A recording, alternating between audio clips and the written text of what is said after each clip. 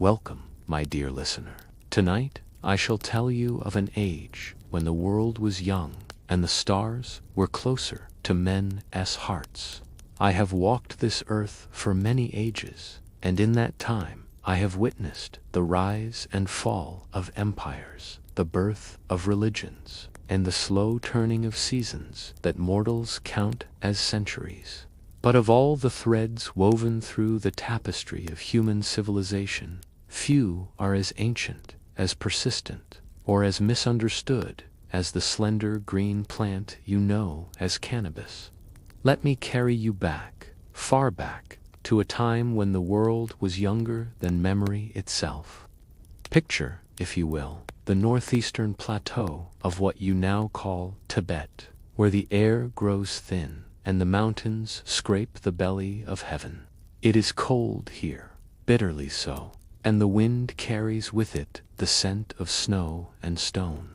This is a place where only the hardiest plants dare to grow, their roots clinging stubbornly to rocky soil, their leaves reaching toward a sun that offers light but precious little warmth. It was here, some 27 million years ago, long before your kind walked upright, long before you learned to speak or dream, that a curious genus of plants began to take shape.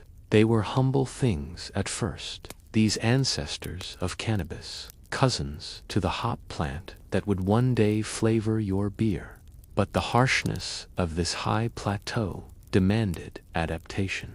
And so these plants developed something extraordinary. Chemical compounds we now call cannabinoids, oils and resins designed to shield their delicate flowers from the brutal mountain sun and the hungry mouths of herbivores. For millions of years, these plants grew in silence, noticed by no one, their secret chemistry evolving in the cold winds of the Tibetan heights.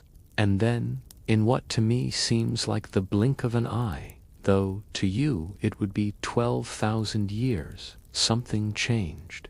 Humans discovered agriculture. I remember those early days of cultivation, when your ancestors were still learning the rhythms of the seasons, still teaching themselves to coax food from the earth, rather than merely taking what nature offered. It was in East Asia, in the lands that would become Mongolia and China, that someone, a woman perhaps, with dirt beneath her, fingernails and seeds tucked into a leather pouch, first looked at the wild cannabis plant and saw not merely a weed but possibility. She did not smoke it, this first cultivator. She did not yet know of the compounds hidden within its flowers, the mysterious oils that could unlock doors in the human mind. No, what she saw was far more practical, far more immediate. She saw the plant's tough, fibrous stalks and imagined rope. She saw its oily seeds and imagined food, sustenance for the long winter months when game grew scarce. And so, with patient hands and countless seasons of trial and error, your kind began the slow dance of domestication. You saved the seeds from the strongest plants, the ones with the thickest fibers and the most abundant seeds. You planted them near your settlements, protected them from wild animals, watered them in times of drought. Generation by generation, the plant changed, shaped by human desire, until it was no longer quite wild, no longer quite the same creature that had grown on the Tibetan plateau. I have watched this happen many times, with many plants and animals. Wheat and barley, sheep and cattle, all were transformed by your ancestors' patient selection, bent slowly to human will. But cannabis was special.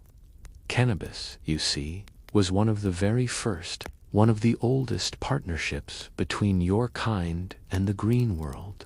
In those early Neolithic villages, cannabis was everywhere. The women wove its fibers into rough cloth, the first textiles your kind ever made that were not animal skins. The men twisted those same fibers into rope, strong enough to bind a shelter, to haul a load, to tether a beast. The seeds were ground into meal or pressed for their oil, which burned in crude lamps and flavored simple foods. It was humble work, but essential. Without cannabis fiber, those early farmers could not have built the permanent settlements that marked the beginning of civilization. Without its seeds, many would have starved in lean times. The plant was not yet sacred, not yet mysterious. It was simply useful, as necessary as wheat or water. But I have lived long enough to know that utility is merely the beginning of any great story. For, even in those early days, even as your ancestors ground cannabis seeds for their evening meal and wove its fibers by firelight, some among them must have noticed something curious.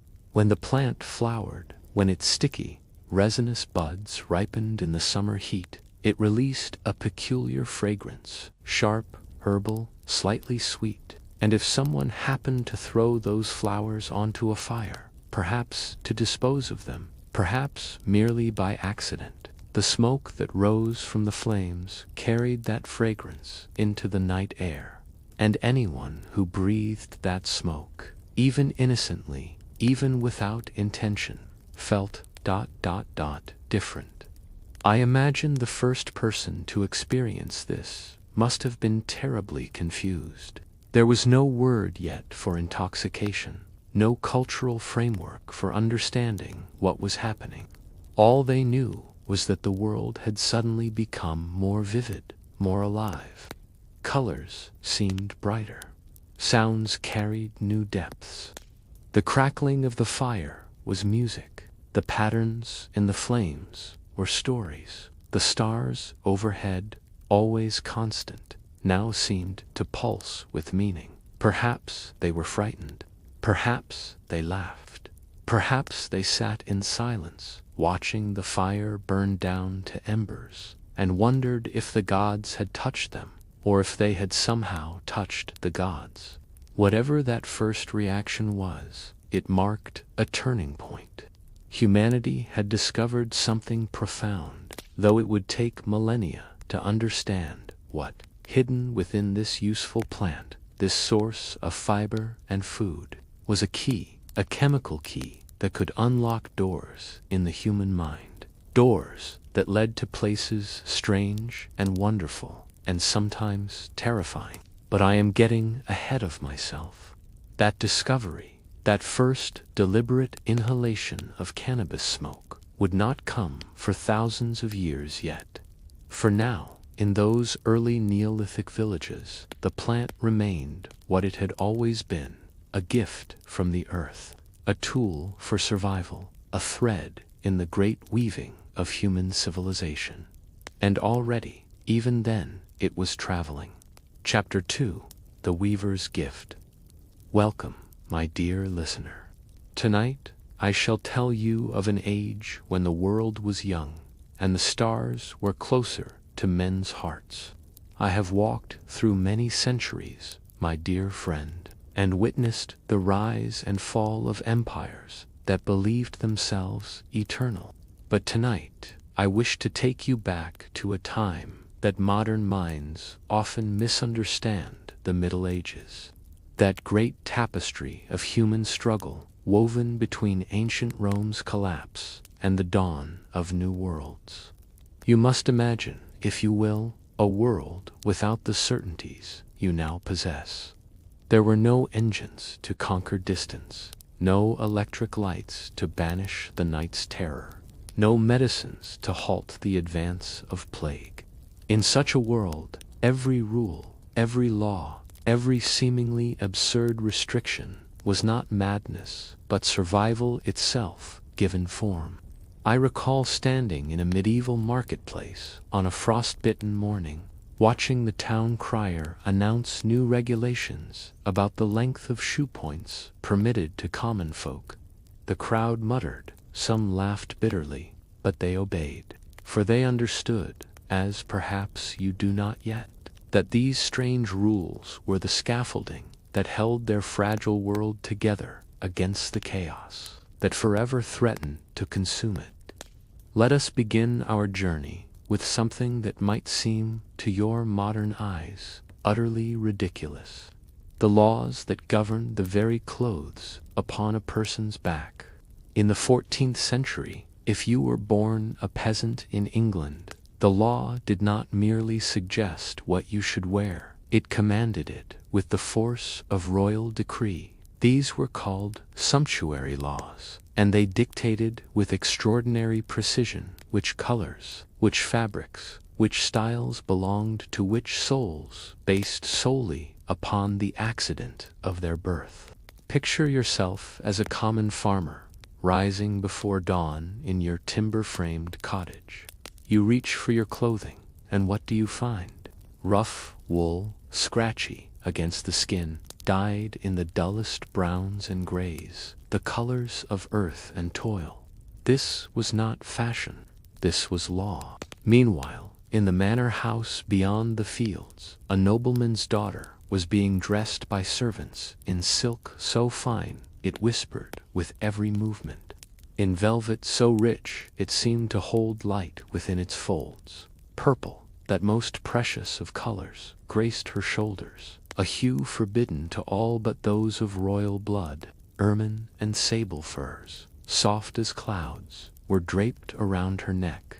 Each thread proclaimed her superiority as loudly as any herald's trumpet. I remember the statute of 1363 in England. Oh, how specific it was.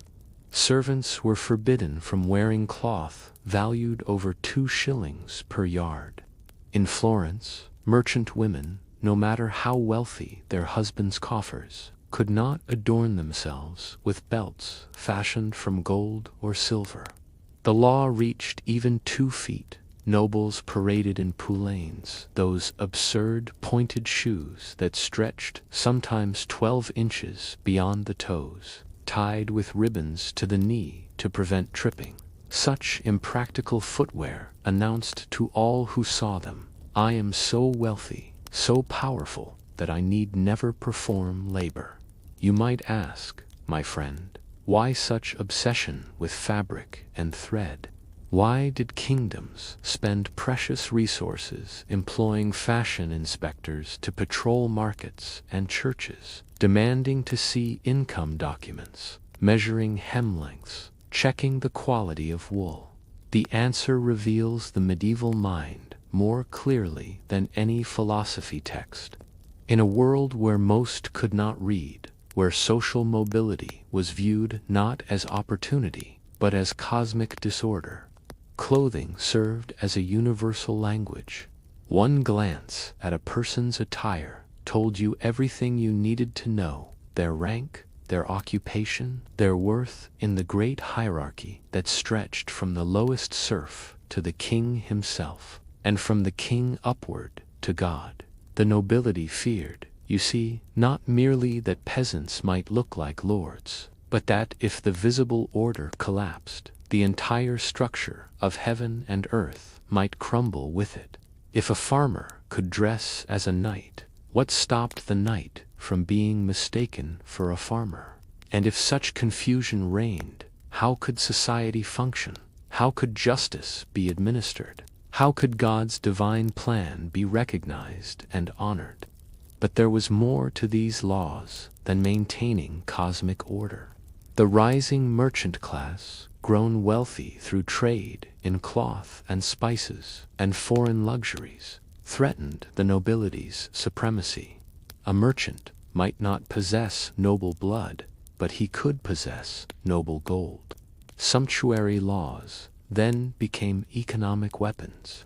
By restricting who could purchase expensive imported silks and foreign furs, legislators hoped to prevent the drain of capital to distant lands and to keep the merchant class visibly subordinate, no matter how heavy their purses grew.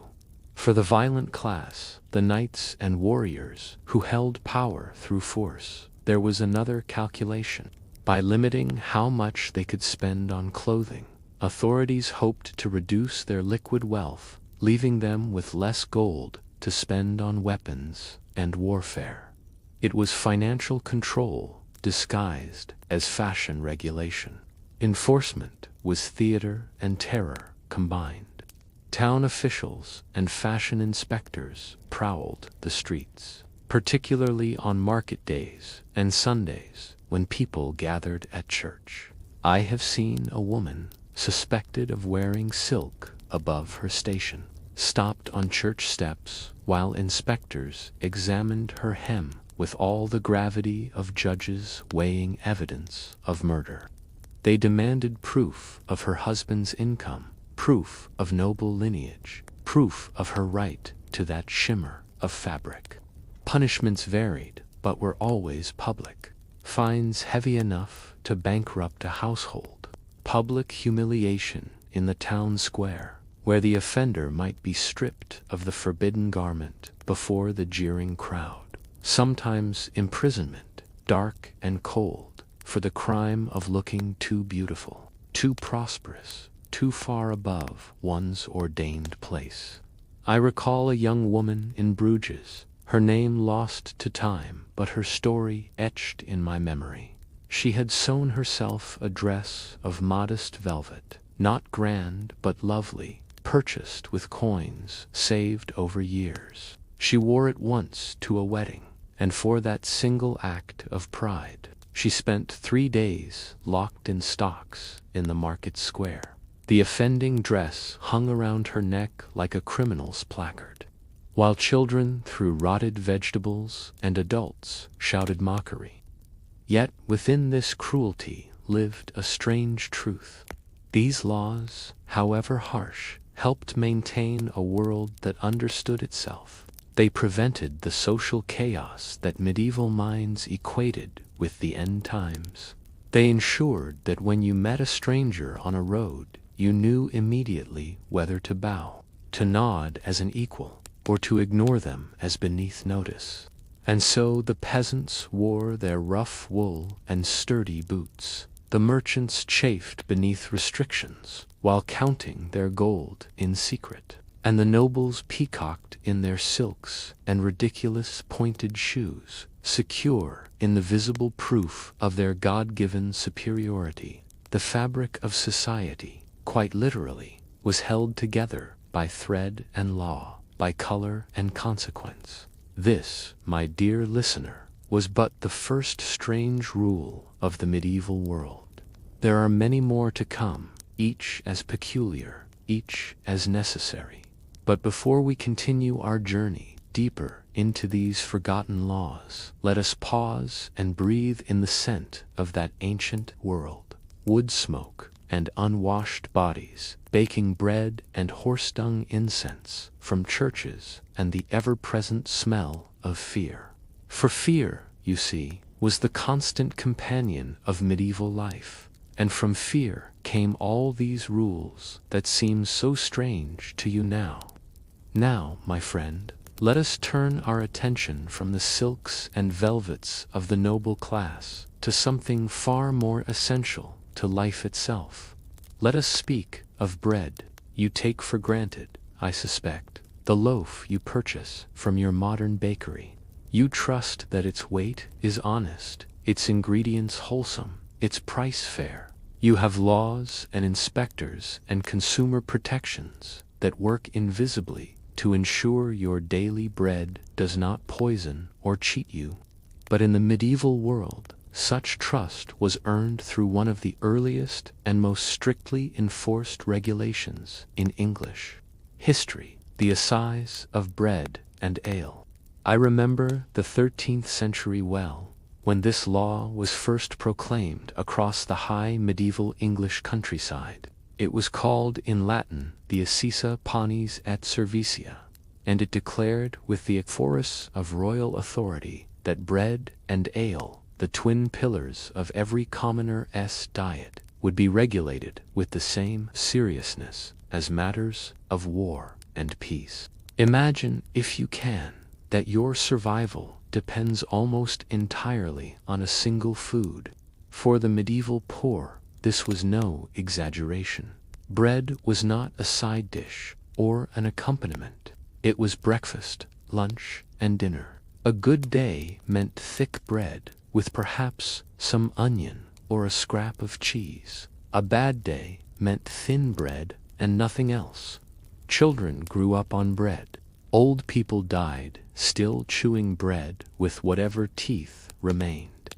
Bread was life itself given form, and to cheat on bread was to steal life. The Assize established exact standards. The price of wheat fluctuated with harvests, seasons, and the caprice of weather. But the law declared that as wheat prices rose, the size of the loaf must shrink proportionally, never the price of bread itself. A baker could not simply charge more when grain grew scarce. Instead, he must provide smaller loaves, calculated by complex formulas that officials memorized and enforced. Weight was sacred. A loaf must weigh precisely what was promised. And quality, quality, was where the darkest villainy often hid. You see, my friend, flour was precious beyond gold to a baker. His profit margin was measured in handfuls of grain. The temptation, then, was enormous to stretch that precious flour with cheaper substances, and stretch it they did. I have witnessed bakers, desperate or greedy, or simply trying to survive another winter, mix their wheat flour with sawdust that scratched the throat going down, with chalk that turned the stomach and provided no nourishment whatsoever, with ground bones from the charnel house, gray and gritty, and speaking of death, even as people tried to sustain life. These adulterations were more common than you might imagine. For in a world of scarcity, deception seemed a necessary evil to many who practiced it. The Assize of Bread and Ale did not tolerate such practices.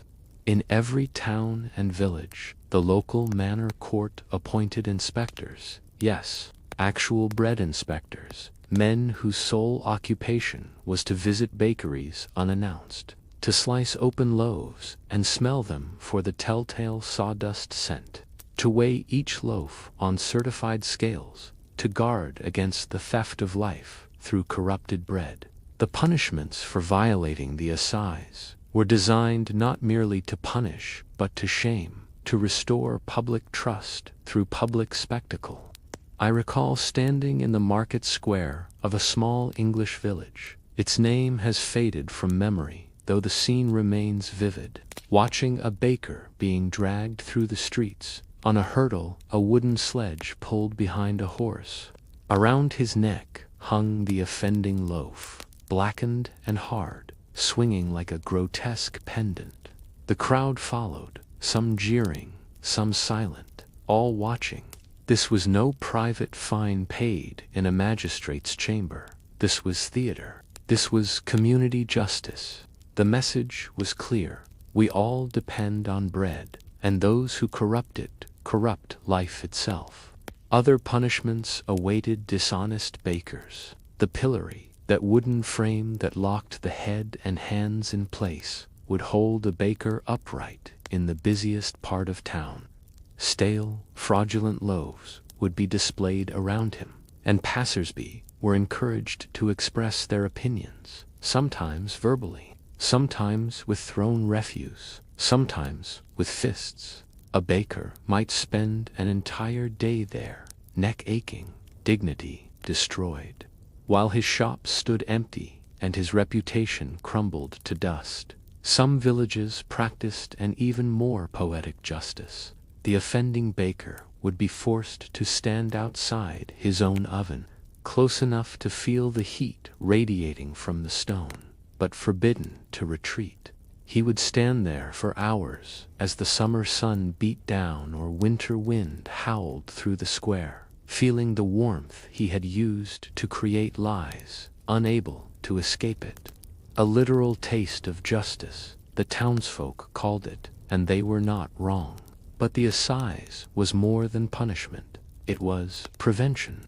It was the medieval world's first true consumer protection law, born not from abstract principles of justice, but from the brutal recognition that bread riots could topple kingdoms. When harvests failed and grain prices soared, hungry people became dangerous people. A baker who hoarded flour, who baked small loaves but charged large prices, who mixed his bread with inedible fillers, such a baker could spark violence that would spread like fire through a town. Mobs would form, bakeries would burn. And once the violence started, it rarely stopped with just the baker. Houses of the wealthy would be targeted next, officials would be attacked. The entire fragile order could collapse into chaos. The crown understood this. Kings and lords knew that their power rested not on castles and knights alone, but on the full bellies of peasants. An empty stomach breeds rebellion faster than any political philosophy. The Assize of Bread and Ale, therefore, was not kindness. It was pragmatic governance. Keep the people fed, or at least keep them believing they would not be cheated out of food, and the kingdom remained stable. I remember the famines, my friend. I have seen years when the rain never stopped and wheat rotted in the fields. Years when drought turned soil to dust and nothing would grow. In such times, bread became more valuable than silver, and the assize became the thin line between order and apocalypse.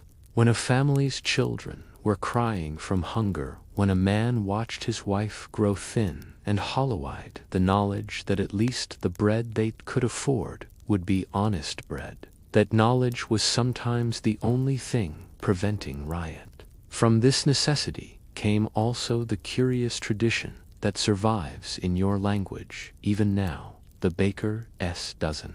You have heard this phrase? Yes. 13 for the price of 12. But do you know why? The penalties for underweight bread were so severe that bakers lived in constant fear of accidentally shortchanging a customer. Scales were imperfect, dough rose unpredictably. A slight miscalculation could mean ruin. So bakers began adding an extra loaf to every dozen sold. Better to give away a loaf than to risk the pillory. Better to err on the side of generosity than to face the crowd's fury. This was not kindness, but insurance, prudence disguised as goodwill. The bread inspector became a figure of authority and fear in equal measure. He arrived unannounced, often at dawn when the first loaves emerged from the oven. He carried his scales and his authority and his absolutely humorless dedication to measurement. Bakers would hover anxiously as he weighed and prodded and sniffed. A slight nod meant approval and relief. A frown meant potential disaster. These inspectors were chosen carefully, men known for honesty, immune to bribes, feared for their exactitude. In some towns, they wore special badges or carried staffs of office that marked them as agents of the Assize. Children were taught to recognize them. Bakers' wives whispered prayers when they appeared at the door. Yet, despite all this regulation, some bakers still risked deception. The profit margin was so narrow, the temptation so great, that even the threat of public humiliation could not always prevent fraud. And so the cycle continued. Inspectors finding violations, bakers being punished publicly, the community gathering to witness. Justice, the next baker, deciding perhaps he too could get away with just a little sawdust, just a little chalk, just a little theft of life. The Assize of Bread and Ale remained on English law books for 6 centuries. 600 years of weighing loaves and punishing fraud and protecting the poor from starvation by dishonesty. It was finally repealed in the 19th century when industrialization and new forms of commerce made it obsolete. But for those 6 centuries, it stood as proof that even in a brutal age, even in a world of hierarchy and violence, There existed the recognition that some things were too important to leave unregulated. Bread was life, and life, even the life of the lowest peasant, deserved to be protected from those who would steal it for profit. This was the sacred weight of bread in the medieval world, my friend. And as we shall see, bread was not the only daily necessity, bound by laws that seem strange to modern eyes but made perfect sense, in an age when survival itself could never be taken for granted. Chapter 3. The bell that commanded darkness. The sun is setting now in our medieval world, and with the fading light comes a sound that defined daily life for every man, woman, and child who lived under its rule. Listen, my friend, can you hear it? The deep bronze voice of the church bell, rolling across fields and through narrow streets, commanding with its ancient authority, "Cover your fires." This was the curfew bell, and its name reveals its purpose. From the old French couvre-feu, cover fire, two simple words that held within them the difference between a town standing intact in the morning and a town reduced to ash and memory by dawn. I have watched many sunsets in many centuries, but the medieval sunset held a particular quality of fear. As the last light drained from the sky, every person in every village and town knew what must be done. At the sound of the bell, typically ringing at the 9th hour, or as the sun touched the horizon, all hearth fires must be smothered or covered with clay pots. All candles must be snuffed, all lamps extinguished. The world must be plunged into darkness, not by choice but by law. You must understand the construction of a medieval town to appreciate this rule's necessity. Timber frames, thatched roofs of dried straw and reeds, wooden floors scattered with rushes, beds stuffed with hay, walls chinked with daub that was little more than dried mud and dung. Every building was essentially kindling, awaiting a spark. A single ember drifting from an unattended fire, a candle knocked over by a restless sleeper, a lamp's oil spilling. Any of these small accidents could transform a neighborhood into an inferno within minutes. I remember standing on a hill outside a Flemish town one autumn night. I watched as a fire started in a baker's shop. Ironic, given our last discussion. Perhaps the baker had ignored the curfew to finish one more batch of loaves. Or perhaps a spark simply escaped despite his caution. Whatever the cause, I watched the orange glow appear, then spread, then explode into a roaring conflagration that consumed 3 entire streets before the townspeople could form bucket chains from the well. 40 families lost their homes that night. 7 people died, all because of fire's insatiable hunger and medieval architecture's perfect flammability. The curfew bell was the community's desperate attempt to prevent such disasters. By forcing all fires to be covered at a set hour, by mandating that candles be extinguished, by creating what they called the silent streets rule.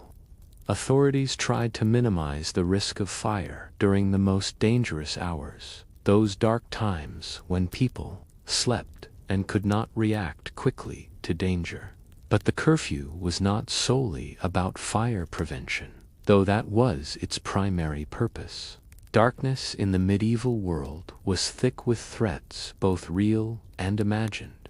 When night fell completely, when no moon lit the narrow streets, evil things emerged, or so people believed, and their belief shaped their fears as certainly as reality. Thieves preferred darkness for obvious reasons. Drunken brawls that began in taverns spilled into streets where no one could see who struck whom. Bands of young men, restless and bored, might roam looking for trouble. And then there were the wolves that sometimes ventured into town when winter hunger drove them desperate. Beyond the practical threats lived the supernatural ones, demons and spirits that superstition claimed walked freely in the darkest hours, seeking souls to claim. The curfew bell, therefore, imposed order on chaos. It cleared the streets. It sent people indoors where they would remain until dawn. It reduced opportunity for crime and mischief. It created enforced discipline through the simple mechanism of sound and law. Of course, enforcement required watchers. Every town of any size employed a night watch, men who patrolled the dark streets with lanterns and staves, checking doors, listening for sounds of trouble, ensuring that the curfew was obeyed. These watchmen had the authority to stop anyone found abroad after the bell and demand their business. Only those with legitimate reasons, a physician attending a birth, a messenger carrying urgent news, a priest called to administer last rites, were permitted to move through the night, and even they required proof, sometimes a written license, sometimes just a believable story and a lantern marking them as officially sanctioned to break the darkness. I recall walking through London one night in the 14th century, carrying a lantern and a letter that granted me permission to move after curfew. I was studying in the libraries and had special dispensation. Even so, I was stopped 3 times by the watch. Each time, rough hands grabbed my cloak, suspicious eyes examined my face in the lantern light, and gruff voices demanded to know my purpose. Each time I showed my letter, and each time I was grudgingly allowed to pass. But the message was clear. The night belonged to the watch, and all others were interlopers. Those caught violating curfew without good cause faced fines that could devastate a poor family's weekly earnings. Repeat offenders might be locked in the stocks, those wooden frames that held ankles fast, while the guilty party sat or stood in the market square, enduring the mockery of passers-by and the discomfort of immobility. For more serious offenses, particularly if the violator was suspected of criminal intent, interrogation by local authorities might follow, and medieval interrogation was not gentle. Yet some professions required night work. Bakers, for instance, needed their ovens hot before dawn to produce the morning's bread. Blacksmiths sometimes worked late into the evening when repair jobs were urgent. For these essential trades, special exemptions, called night rights, were granted. But these privileges came at a cost. Extra taxes might be levied. Additional labor owed to the town might be demanded. The right to stay awake and work while others slept became a regulated commodity, a privilege purchased through obligation. The curfew bell shaped the rhythm of medieval life as surely as sunrise and sunset. Children grew up knowing that when the bell rang, playtime ended. Adults planned their days around it. Evening meals were eaten before the bell. Social visits were timed to conclude before darkness and curfew trapped guests away from home. Travelers pushed to reach the next town before the bell rang. For arriving after curfew meant sleeping outside the gates, and sleeping outside meant vulnerability to bandits, weather, and worse. I have lain in medieval beds, if one can call those straw-stuffed sax beds, listening to the silence enforced by the curfew bell. It was not the peaceful quiet of a modern night. It was the thick, oppressive quiet of a community holding its breath, waiting for dawn. In the darkness, every sound became amplified. The scurrying of rats in the rafters, the snoring of neighbors through thin wooden walls, the occasional distant bark of a dog or the cry of a baby, the settling and creaking of timber as the house cooled, and underneath it all, the constant awareness of fire's threat. Every smothered ember represented a choice between warmth and safety. Every extinguished candle meant sitting in darkness despite tasks left unfinished.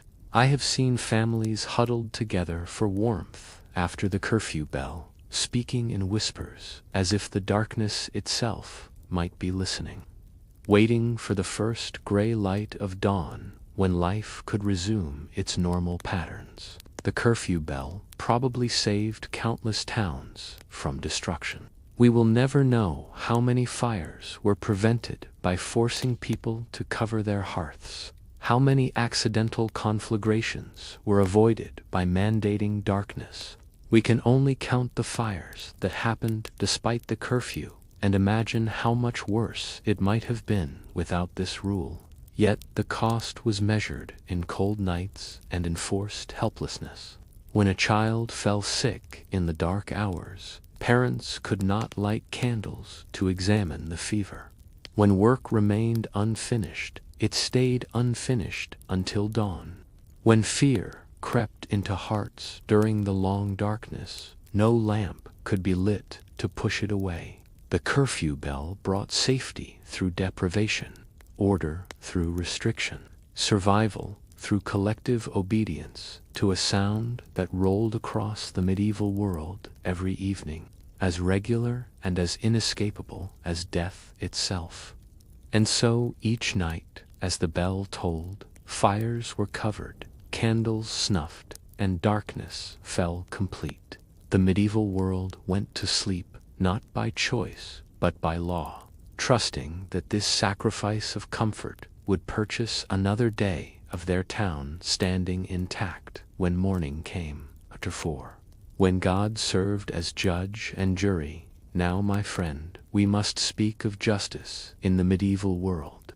And I warn you that what I am about to describe may seem like madness to your modern sensibilities. Yet I was there. I witnessed these proceedings. And I can tell you that to the medieval mind, they made perfect, terrible sense. Imagine you have been accused of a crime, perhaps theft, perhaps murder, perhaps adultery. The details matter less than this single, crucial fact. There are no witnesses to prove your innocence or guilt. No evidence in the modern sense. No forensic science. No detective work. No careful piecing together of facts. How, then, is truth to be determined? The medieval answer was simple, profound, and horrifying. Let God decide.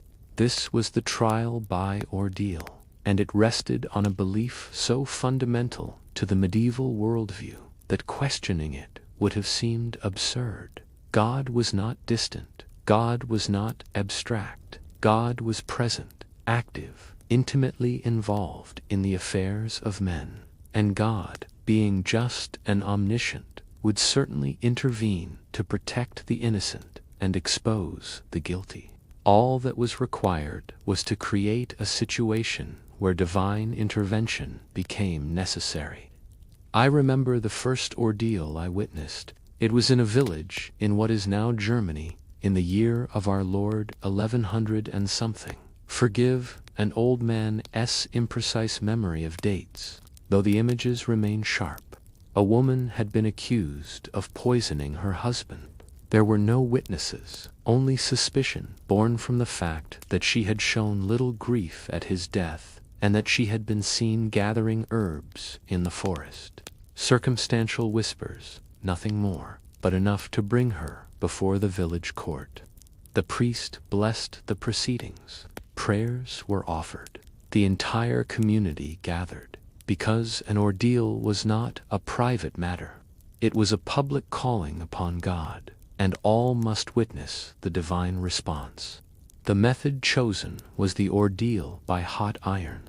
I watched as the blacksmith heated a bar of iron in his forge until it glowed red, until it seemed to hold the sun's own fire.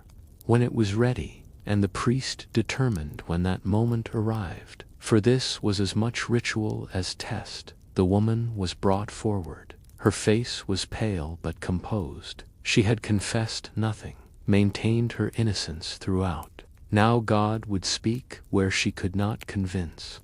The priest blessed her hand, anointed it with holy water, spoke words of Latin that the crowd did not understand but trusted absolutely. Then the iron bar was placed in her palm. She was required to carry it 9 paces, 9 steps, while the iron burned into her flesh. I could smell the cooking meat of her hand.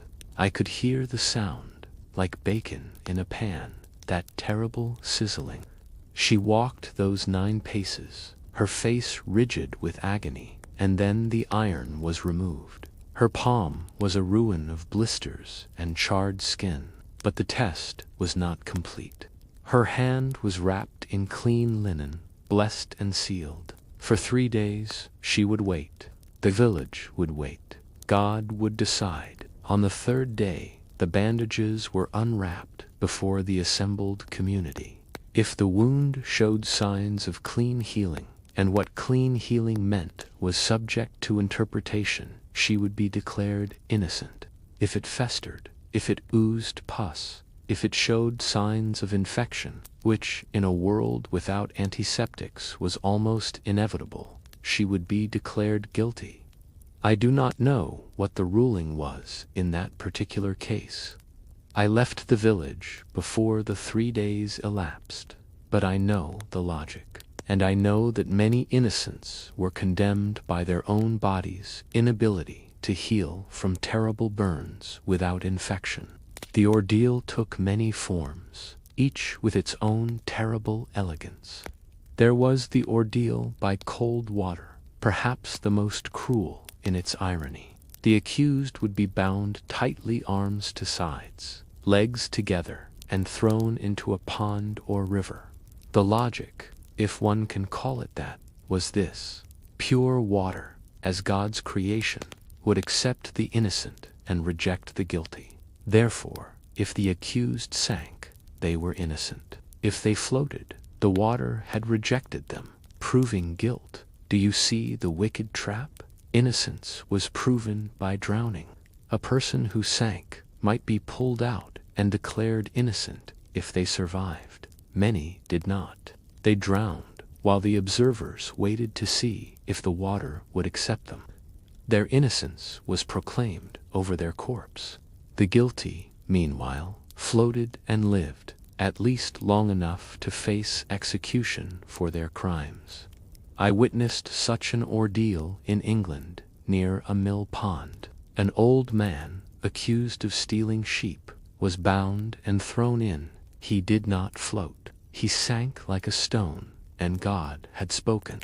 But by the time they pulled him out, he had breathed water into his lungs. He died on the bank, innocent and dead, while the priest declared God's judgment had been merciful. Then there was the ordeal by combat, perhaps the most straightforward and the most obviously unjust, when 2 parties disputed over land, over honor, over accusations of wrongdoing. They might settle the matter through physical battle. God, it was believed, would grant victory to the truthful party. Noble disputes often took this form. 2 knights, fully armored, would face each other with sword and lance, while the court watched. The fight continued until one yielded or died. The victor's claim was thereby proven true by divine intervention. Never mind that one knight might be younger, stronger, better trained. Never mind that the outcome might be decided by luck, by a stumble, by the sun in one fighter's eyes. God had chosen the winner, and therefore justice was served. For those who lacked martial skill, champions could be hired. Yes, literally hired. If you were a scholar accused of theft, and your accuser was a warrior, you were not expected to don armor yourself. You could pay someone to fight on your behalf. The logic underpinning all ordeals was born from desperate necessity. Medieval society lacked effective institutions for determining truth. There were no police forces conducting investigations, no courtroom procedures for examining evidence, no concept of innocent until proven guilty in the modern sense.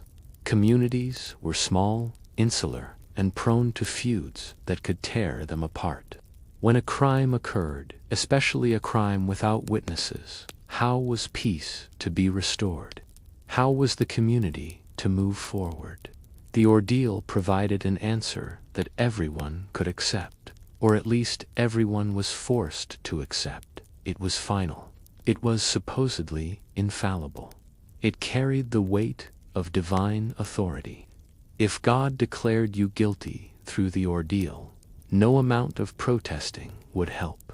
If God declared you innocent, your accusers must accept it or risk blasphemy. Some modern scholars suggest that the system was more sophisticated than it appears. They argue that ordeals were rarely carried out, that the very threat of ordeal encouraged guilty parties to confess beforehand, knowing they could not lie to God. They suggest that priests sometimes manipulated the outcomes, secretly cooling the iron ore, adjusting the criteria for clean healing to protect those they believed innocent. There may be truth in this. I have seen priests show mercy in small ways, waiting until the iron cooled slightly, wrapping burns carefully with clean cloth, interpreting ambiguous wounds favorably. But I have also seen priests who believed absolutely in the ordeal's divine nature and administered it with pitiless exactitude. The system was only as merciful as the men who operated it, and not all men were merciful. The church itself eventually grew uneasy with ordeals. Too many innocents died. Too many outcomes seemed to contradict known facts. Too many priests grew uncomfortable with the theology of forcing God to perform miracles on command. In the year of our Lord 1215, the Fourth Lateran Council forbade clergy from participating in ordeals. Without priests to bless the proceedings, to sanctify the iron or the water or the combat, ordeals lost their divine legitimacy. Secular authorities followed suit. England's King Henry III recognized the prohibition around 1219. Slowly, across Europe, the practice faded. Other methods of determining guilt arose, still deeply flawed by modern standards, but at least not dependent on whether your burned hand festered after 3 days. Yet for centuries, the ordeal stood as the ultimate arbiter of truth in situations where truth could not be otherwise determined. It was justice through divine intervention, and it reflected the medieval world's fundamental belief that God watched, God cared, and God would act to ensure righteousness prevailed, even if righteousness meant innocent people drowned, burned, or lost battles to stronger champions. This was trial by ordeal, my friend, a system born from faith, fear, and the absence of better alternatives. And like so many medieval practices, it seems insane until you understand the world that created it. Then it becomes not insane, but inevitable. One more strange law that existed for reasons that made perfect sense to those who lived under its terrible logic. Chapter 5. The forests that belonged to lords alone. Let us walk now into the forest, my friend. Feel the cool shadows beneath ancient oaks. Smell the earth and growing things. Hear the rustle of a rabbit moving through undergrowth, and resist, if you can, the urge to trap that rabbit, to take it home, to feed your hungry children with its meat. Because if you yield to that urge, if you set a snare or loose an arrow, you will have committed a crime that medieval law treated with the same gravity as murder. This was the reality of hunting laws in the Middle Ages. laws that reserved the forests and all they contained for the nobility alone. These regulations were not about conservation or protecting animal populations. They were about power, pure and simple. They were about ensuring that even the wild creatures of the wood knew their place in the hierarchy, just as surely as humans did. I remember walking through the royal forests of England in the 13th century. They were magnificent, vast stretches of woodland designated as private hunting grounds for the king and his favored lords. Deer roamed these forests in great numbers, wild boar rooted in the underbrush, fowl nested in the trees. To a hungry peasant with children crying from empty bellies, the forest must have seemed like a paradise of forbidden abundance. For that is what it was, forbidden. The law was explicit and brutal. Game animals, deer, boar, certain birds, belonged to the lord who controlled the forest, regardless of where they wandered. Even if a deer stepped onto your small plot of tilled land, it was not yours to kill. It remained the lord's property, and to harm it was to steal from him. To steal from a lord was to challenge his authority, and such challenges were answered with violence. Punishments for poaching varied by region and era, but all were severe. In the best case, a poacher caught with a rabbit might face a fine so heavy it would impoverish his family for a year or more. More commonly, physical mutilation awaited. A hand might be struck off, the hand that had set the snare or drawn the bow, ensuring that the poacher would never hunt again. Some lords preferred blinding, reasoning that a man who could not see could not poach, and in the worst cases, for the most valuable game or for repeat offenders, death waited at the end of a rope. I witnessed such an execution once, in a village whose name I have forgotten, but whose lesson I remember well. A young man, perhaps 20 years of age, had been caught with a deer. Not a live deer that he was attempting to poach, mind you, but a deer already dead, which he had found in the forest and foolishly brought home.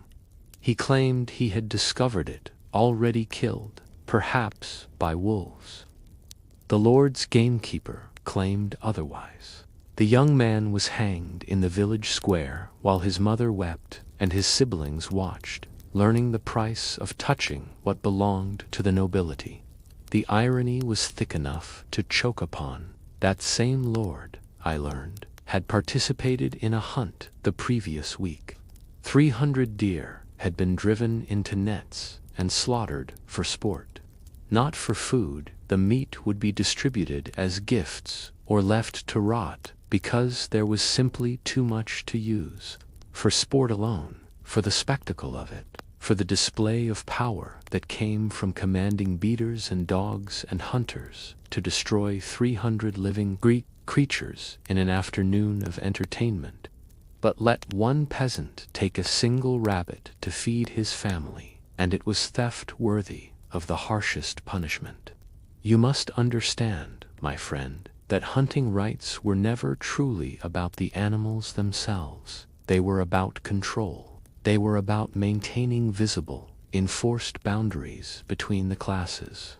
When a lord rode through his forest with falcons on his arm and hounds at his heels, when he brought down a magnificent stag with a perfectly placed arrow, he was not merely hunting, he was performing power. He was demonstrating his mastery over the land, over nature itself, over all creatures, animal and human, within his domain.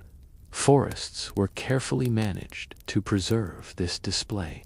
Gamekeepers patrolled constantly, men who knew every trail and den and nesting site. They set their own traps, not for animals, but for poachers, deadfalls that would snap a man's leg, pits covered with branches that would swallow a trespasser and leave him trapped until the gamekeeper made his rounds. Some gamekeepers kept fierce dogs that had been trained to attack humans on command. Others carried crossbows and had permission to shoot first and investigate later. The boundaries of royal forests were marked, but the marks were not always clear, and the definitions of what constituted a forest could be arbitrary. A nobleman might declare his forest extended to a certain river or road, and peasants who had gathered firewood or grazed pigs in those areas for generations suddenly found themselves trespassing in a hunting preserve. Protests were futile. The Lord's word was law, backed by his armed retainers. Yet despite the risks, despite the brutal punishments, poaching continued. It had to. When your children are starving, when winter is coming and you have no meat salted away, when a rabbit sits fat and unconcerned just beyond your doorway, the calculation changes. The risk of losing a hand begins to seem worth taking if it means your family eats tonight. Entire communities sometimes conspired in poaching. I have heard tales and witnessed the aftermath of villages that organized illegal hunts. They would wait for a moonless night, gather their strongest men, and slip into the forest with nets and clubs. Silently, they would drive deer toward snares. Quickly, they would butcher the kills and distribute the meat, burying the bones and hides where gamekeepers would not find them. The next morning, everyone in the village would claim ignorance if questioned, and without proof, even the most suspicious gamekeeper could not arrest an entire community. These coordinated hunts were thrilling acts of rebellion, small victories against a system that reserved abundance for those already wealthy while forbidding sustenance to the desperate. But they were also dangerous. If caught, the participants faced not individual punishment, but collective retribution. Entire villages could be fined. Leaders could be hanged as examples. The Lord's justice, when it finally fell, would crush many to punish the crimes of a few. The hunting laws revealed the fundamental philosophy of medieval hierarchy with special clarity. A noble could kill hundreds of animals for entertainment and be praised for his prowess. A peasant could kill one animal for survival and be executed for theft. The difference was not in the act, but in the actor. The noble's privilege to hunt was part of his essential nature, granted by birth and confirmed by God. The peasant's attempt to hunt was rebellion against the cosmic order, a violation not just of law, but of the way things were meant to be. I remember a conversation I once had with a lord, a man I will not name, for some memories carry old dangers even across centuries. He was explaining to me, quite earnestly, why hunting rights must be so fiercely protected. It was not cruelty, he insisted, it was necessity. If we permit the common folk to hunt, he said, gesturing with a jeweled hand, they will slaughter every deer in the forest within a year. They have no restraint, no understanding of husbandry. They see only today's hunger, not tomorrow's consequences. We nobles hunt for sport, yes, but we also preserve. We ensure the deer remain for future generations. We are stewards of God's creation. I said nothing, but I thought of the 300 deer slaughtered for sport. I thought of the young man hanged for taking one. I thought of the families I had seen, thin and hollow-eyed, living in sight of forests full of meat they were forbidden to touch. Stewardship, it seemed to me, looked remarkably like hoarding. But perhaps there was a grain of truth in the Lord's words. Medieval commons, lands where all could hunt and gather, did sometimes become depleted through overuse. When everyone had the right to take what they needed, the collective need could exceed what the land could provide. the tragedy of the commons. Later scholars would call it private ownership, enforced by harsh laws, did preserve game populations.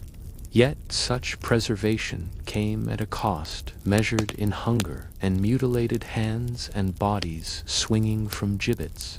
The forests remained lush with deer because peasants starved. The boar population thrived because children went to bed with empty bellies. The Lord's parks stayed stocked with game because poverty was rigorously enforced. The hunting laws also served another purpose, one less often spoken but always present. They kept potential rebels disarmed. A peasant who could hunt was a peasant with weapons, bows, arrows, spears. A peasant with weapons was a peasant who might use those weapons for purposes other than hunting rabbits. By forbidding hunting, the nobility ensured that the lower classes remained largely unarmed, unable to pose a serious military threat, even if they grew restless. Occasionally, permission would be granted for commoners to hunt.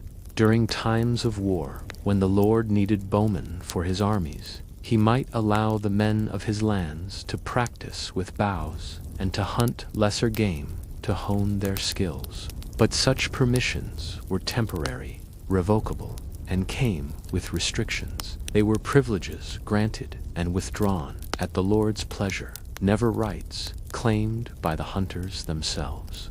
I have walked through many forests in many centuries, and the medieval forests had a quality I have not encountered elsewhere. They felt watched. Every rustle might be a gamekeeper. Every shadow might conceal someone enforcing the Lord's claim.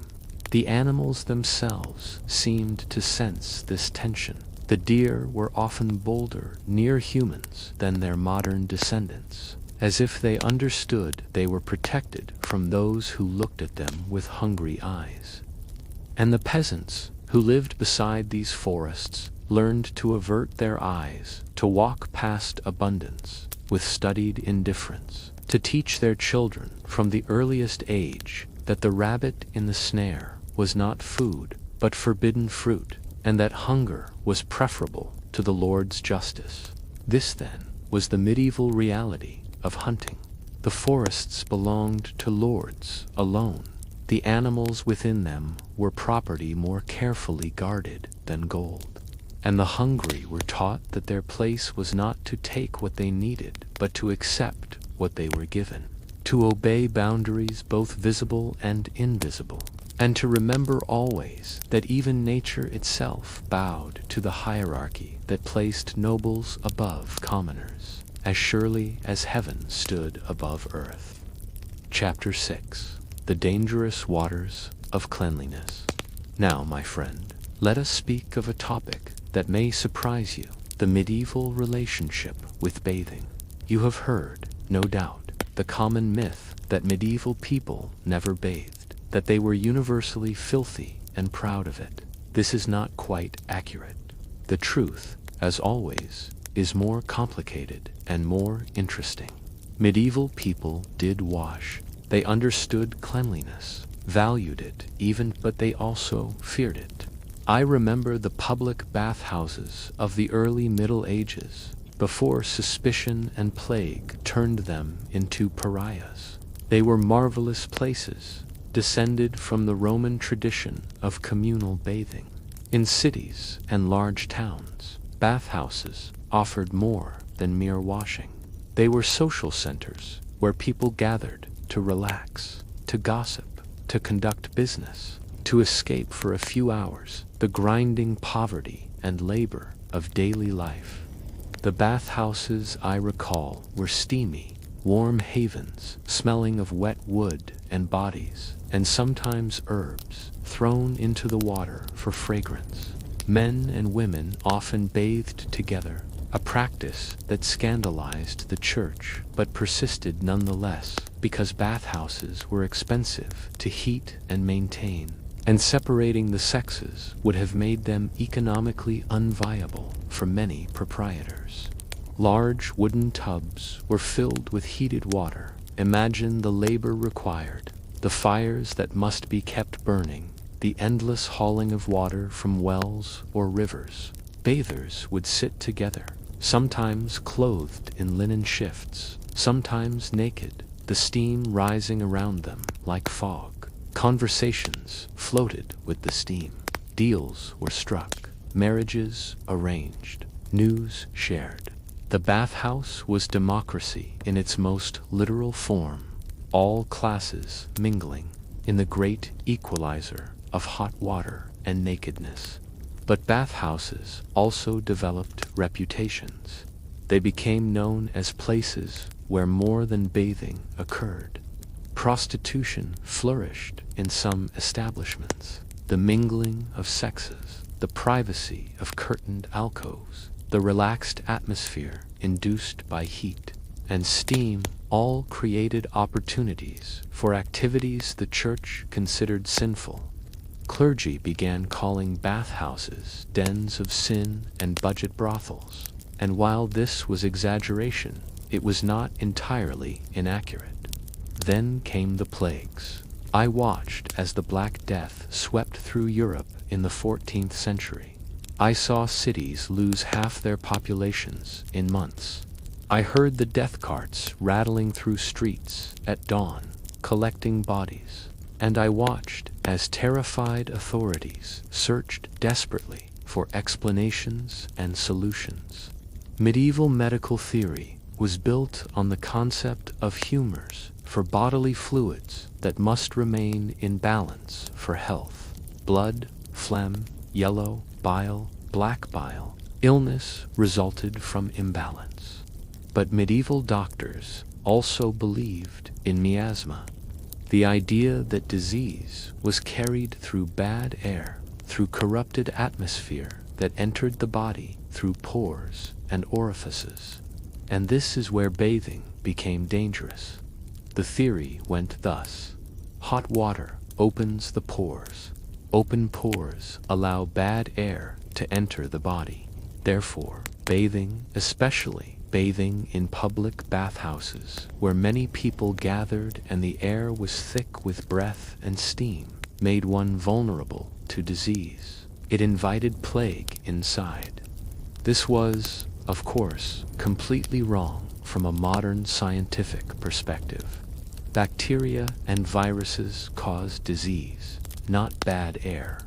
But medieval people did not know this.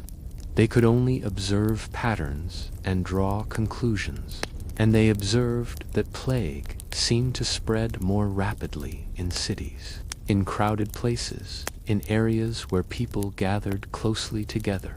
The bathhouses, being places of close gathering, became suspect. Authorities began to close them, first temporarily during plague outbreaks, then permanently as fear became policy. By the late medieval period, many bathhouses had been shut down or heavily regulated. Those that remained open-faced strict rules about who could enter, when, and for how long. The social democratic space of the bathhouse disappeared, replaced by suspicion and restriction. The church, seeing an opportunity to enforce morality, supported these closures enthusiastically. If bathhouses were closing for health reasons, well, they should stay closed for spiritual reasons as well. Too much attention to the body was vanity.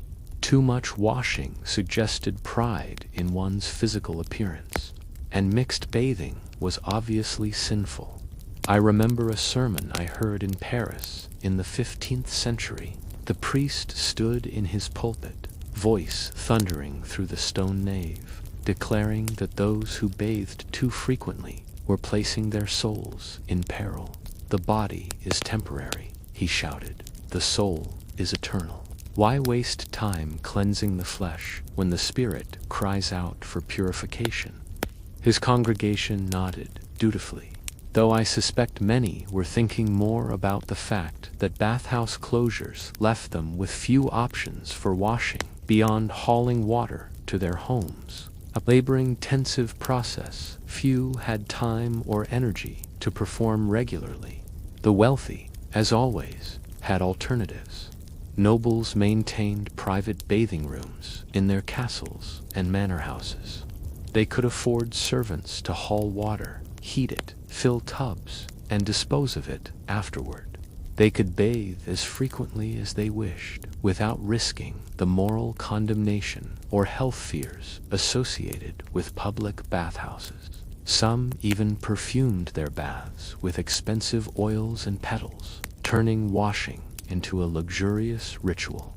But for the common people, the closure of bathhouses meant a significant decline in opportunities for thorough washing. Home bathing was possible but difficult. A wooden tub must be found or fashioned. Water must be drawn from the well or river, multiple buckets, heavy and unwieldy. A fire must be built to heat it, consuming precious firewood. The entire process might take hours of labor and resources that could be spent on other necessities. Many people, therefore, bathed infrequently, not because they enjoyed being filthy, but because the cost in time and resources was prohibitive. They washed faces and hands daily, usually in cold water. They rinsed their mouths. They changed their linen undergarments when possible, as these absorbed sweat and oils, providing a kind of proxy bathing. But full body washing became a rare event, perhaps occurring a few times per year. This led to the development of creative alternatives, perfumes and pomanders. Small balls of scented substances carried or worn helped mask body odor. Herbs like lavender, rosemary, and sage were tucked into clothing. Powders were applied to wigs and hair to absorb oil and add fragrance. These were not substitutes for true cleanliness, but they were practical adaptations to a situation where regular bathing was difficult. The irony is thick. Bathhouse closures, intended to prevent disease spread, may have actually promoted it. Crowded homes full of unwashed bodies, lice spreading from person to person, inadequate sanitation, these created perfect conditions for disease transmission. The very measures taken to protect public health may have undermined it. Yet, from another perspective, closing the bathhouses did achieve one goal, albeit accidentally. The crowded, steamy, poorly ventilated bathhouses, where people from all over the community mingled, were indeed locations where diseases could spread rapidly. By closing them, authorities did reduce certain types of transmission, though they had no scientific understanding of why or how this worked. I have observed across my long life that humans often do the right thing for the wrong reasons. Medieval bathhouse closures are a perfect example. The theory was nonsense, but the practical effect in some cases may have been beneficial. Not because hot water opened pores to bad air, but because reducing crowded gathering places slowed disease spread. The Church's moral objections to bathing also revealed deeper anxieties about the body and pleasure. Medieval Christianity, particularly in its more ascetic expressions, viewed the physical body with suspicion. It was the vessel of sin, the source of temptation, the temporary prison of the eternal soul. To take too much pleasure in bodily sensations, including the pleasure of warm water against skin, was to risk spiritual corruption. Saints were praised for their filth. Stories circulated of holy men and women who never bathed, who let lice colonize their bodies as an act of humility, who wore hair, shirts, and endured physical discomfort as proof of their devotion. To be clean was to be worldly. To be dirty was to demonstrate that one's mind was focused on higher things. This created a strange hierarchy of cleanliness.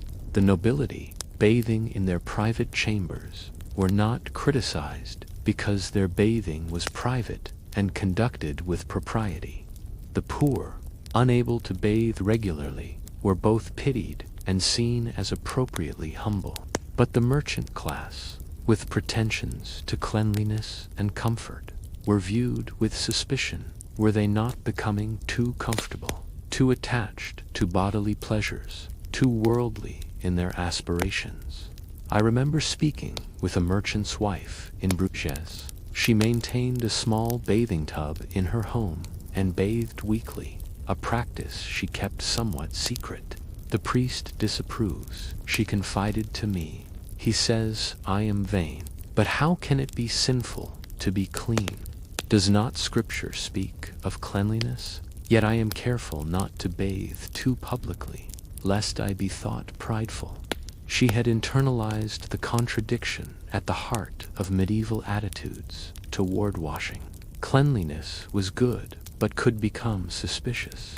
Bathing was acceptable, but could cross into vanity. The line between appropriate hygiene and sinful self-regard was never clearly defined, leaving individuals to navigate by instinct and fear of judgment. By the end of the medieval period, the bathhouse culture that had flourished in earlier centuries had largely disappeared. What remained were memories, ruins of bathhouse buildings, and a population that had adapted to washing less frequently and less thoroughly than their ancestors had done.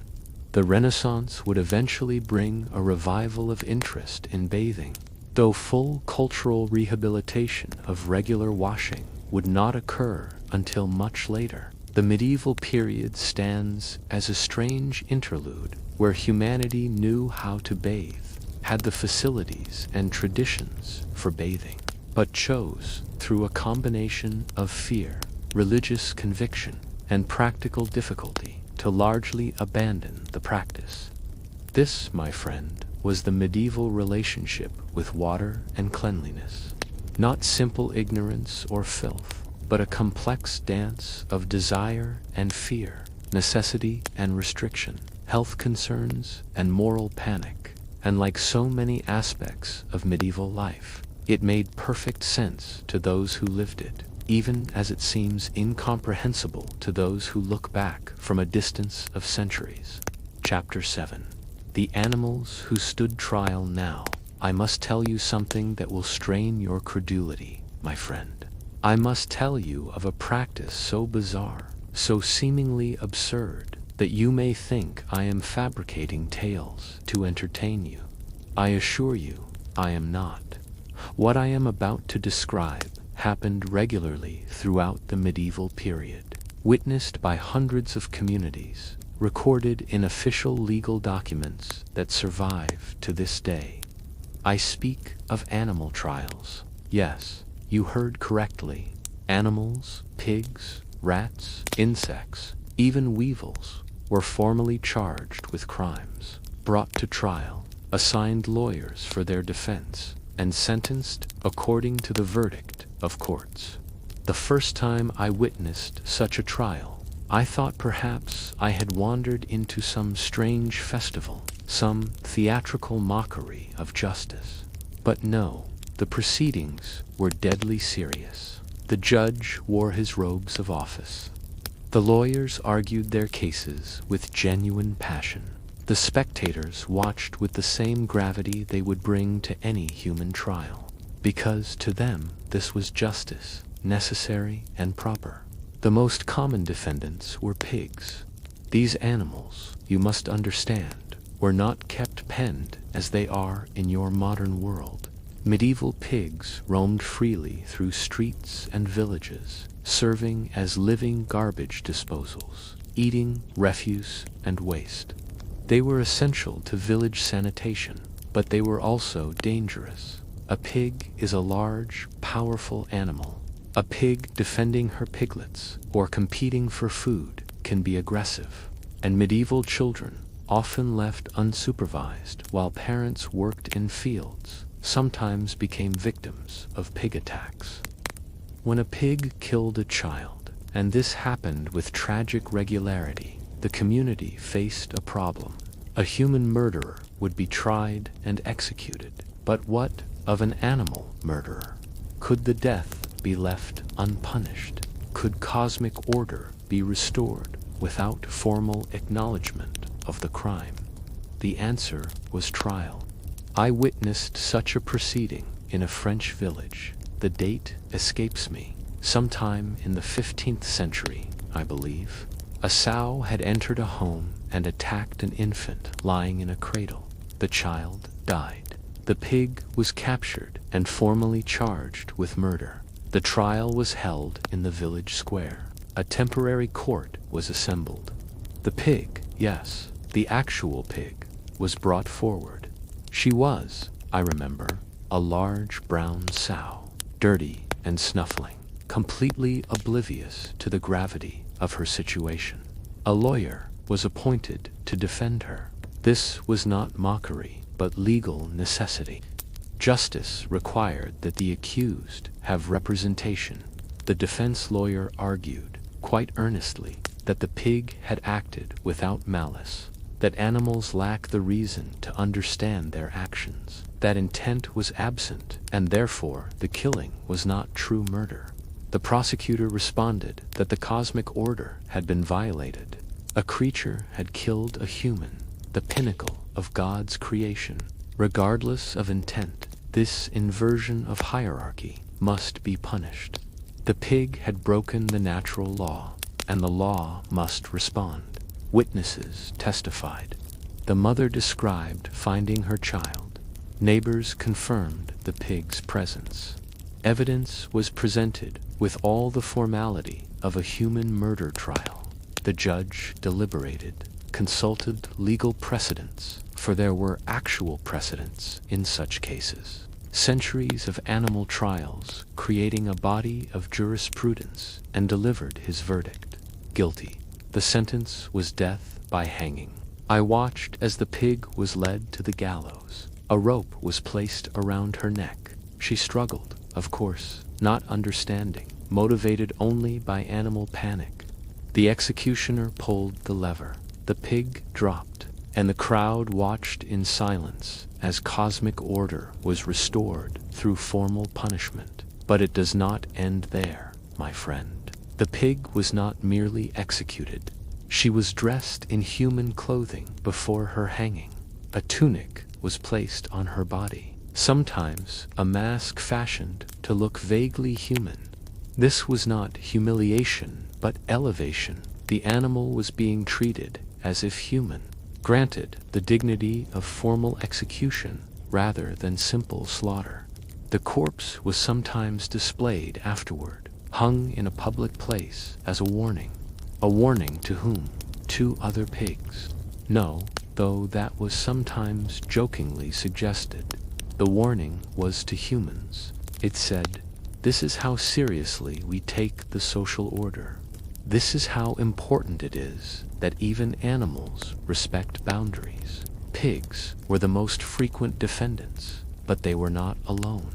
I have heard of trials of rats accused of destroying grain stores, of weevils charged with ruining vineyards, of locusts brought before ecclesiastical courts for devastating crops. These latter cases were different from the pig trials. Insects could not be brought physically to court. Their numbers were too vast. Instead, they were tried in absentia. Lawyers still argued. Evidence was still presented. And if found guilty, the insects would be formally excommunicated by the church. Yes, excommunicated. Banned from the community of the faithful. Told through official church proclamation that they were no longer welcome on Christian lands and must depart immediately. Sometimes this actually worked, or seemed to. The locusts would leave, the rats would diminish, the weevils would disappear. Was this divine intervention responding to the court's authority, or was it simply the natural ebb and flow of insect populations? Medieval observers believed the former. Modern scientists would suggest the latter, but the belief mattered more than the mechanism. When a plague of locusts destroyed a region's crops, the community faced not just hunger, but existential despair. Why had God allowed this? What sin had brought this punishment? The trial and excommunication provided answers. It restored human agency. It said, "We are not merely victims of inexplicable divine wrath. We are participants in a cosmic justice system where even insects must answer to law." The theological logic was complex but internally consistent. God had created a hierarchy: angels, humans, animals, plants, minerals. Each level had its place. Each had its role. When an animal violated this order by harming a human, the violation must be formally acknowledged and punished. Otherwise, the entire structure might collapse. If a pig could kill a child without consequence, what did that say about humanity's dominion over animals? What did it say about God's order? The trials were, therefore, not really about the animals at all. They were about reasserting human control in a world that often felt uncontrollable. They were about imposing structure on chaos. They were about declaring that even when terrible things happened, children killed, crops destroyed, order violated, humans could respond with law and reason and formal process. Defense lawyers in these trials sometimes made surprising arguments. I heard one lawyer defend a pig by arguing that the child had provoked the attack by pulling the pig's ears. Another suggested that the pig was insane and therefore not responsible for her actions. These were genuine legal strategies drawn from the principles used in human trials, and occasionally animals were acquitted. If the defense could establish lack of intent, or provocation, or some mitigating circumstance, the animal might be released with a warning. These acquittals were celebrated as proof that justice was being served, that the trials were not mere show, but genuine legal proceedings where evidence and argumentation mattered. The practice began to fade in the 16th and 17th centuries as new ideas about animal nature and legal philosophy emerged. Enlightenment thinkers questioned whether animals could truly be held legally responsible. Rationalism challenged the cosmic hierarchy that had justified the trials. Slowly, the practice died, though isolated cases continued into the 18th century in some rural areas. Looking back from your modern perspective, animal trials seem absurd. How could medieval people believe that trying a pig would accomplish anything? How could they think that excommunicating locusts would drive them away? But I was there, my friend. I watched those trials, and I can tell you that they were not absurd to the people who conducted them. They were necessary. They were logical extensions of a worldview that saw law and hierarchy as the fundamental structures holding reality together. When a pig killed a child, it was not enough to slaughter the pig for meat. That would be treating a murder as a mere accident. The crime must be formally acknowledged. The pig must be judged. Justice must be seen to be done. Only then could the community begin to heal. Only then could cosmic order be restored. The trials gave people a sense of control in an uncontrollable world. They provided ritual and ceremony around tragedies that otherwise would have been meaningless suffering. They confirmed that humans, no matter how powerless they might feel against plague or famine or infant mortality, still possessed the dignity of law and the power to call even animals to account. This was medieval justice extended to its logical conclusion. If law came from God, and if God's order encompassed all creation, then all creation must be subject to law. The pig in the dock, dressed in human clothing and hanged from a gallows, was the physical embodiment of this belief. Strange, yes, absurd, perhaps, but also deeply human in its desperate attempt to find meaning in tragedy and order in chaos.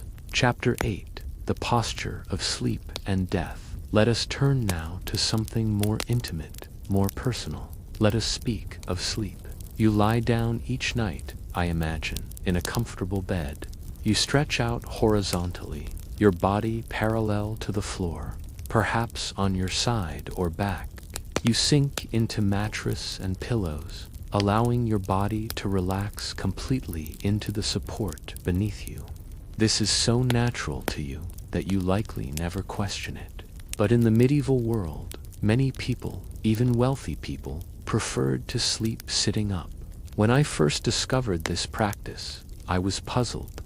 I watched people arrange themselves in bed at night, propped against piled cushions or bolsters, their bodies at a steep angle rather than flat. I asked why, and the answers I received were consistent across regions and centuries. Lying flat was dangerous. The explanation came from medieval medicine, that curious blend of ancient Greek theory and Christian theology known as humorism.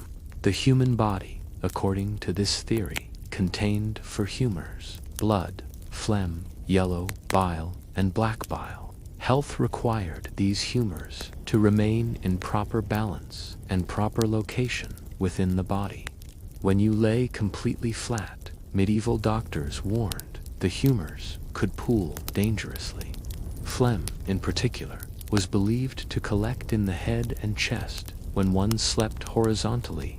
This accumulation of cold, moist humors could lead to fever, to difficulty breathing, to night sweats, and disturbing dreams. It could cause apoplexy, what we would call stroke. It could invite death itself. Sleeping at an angle prevented this pooling. The humors would remain distributed throughout the body rather than settling dangerously. The slight elevation kept airways clear. It allowed easier breathing, especially important for those with lung ailments. And in an age of poor air quality and constant smoke exposure, lung problems were common. But there was another reason, one less medical and more superstitious, though medieval people would not have drawn a sharp distinction between the two. A corpse lies flat. The dead are laid out horizontally for viewing and burial. To sleep in the same position as a corpse was to invite comparison, to blur the line between sleep and death. Some medieval people feared that sleeping flat made it too easy to slip from one state to the other, that lying like the dead might attract death's attention. Sleeping upright, or at least significantly elevated, maintained a clear distinction. It kept the sleeper on this side of life, as one old woman explained to me in a village whose name time has stolen from my memory. We sleep tilted toward waking, she said, not flat toward dying. The beds themselves were constructed to accommodate this preference. Many medieval beds, even for the wealthy, were shorter than modern beds, sometimes barely 6 feet long, not nearly enough for a tall person to stretch out fully. But they were not meant for stretching out. They were meant for sitting sleeping, for reclining at an angle. These beds were often tall and narrow, like wooden boxes standing on legs. Thick mattresses or piled cushions were arranged to create a sloped surface. The sleeper would half sit, half lie, their back supported by cushions or the headboard, their legs either drawn up or dangling over the edge if the bed was particularly short. For the poor, the arrangements were simpler but followed the same principle. A person might sleep against a wall, cushioned by straw or rags, or they might curl up sitting, arms wrapped around knees, head resting on arms. This position had the added benefit of conserving body heat during cold nights. I tried this sleeping style once in a medieval manor house where I was guest for several weeks. I found it strange at first. My back and neck complained of the unfamiliar angle, but I adapted within a few nights. The position was not uncomfortable once I learned to relax into it. And I noticed I woke more easily, perhaps because I never fell into the deepest sleep states that horizontal sleeping allows. The practice was not universal. Peasants laboring in fields from dawn to dusk often slept, however, they collapsed from exhaustion, sometimes flat on straw pallets, too tired to care about humors or corpse-like positioning.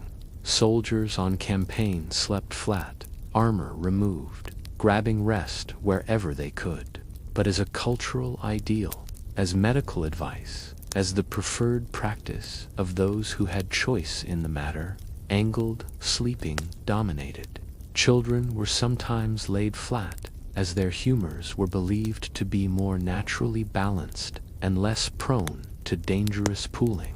But as people aged and their humoral balance became more precarious, the advice was clear: sleep elevated. Protect yourself from the dangerous pooling that could lead to illness or death. This practice reveals something profound about the medieval relationship with the body.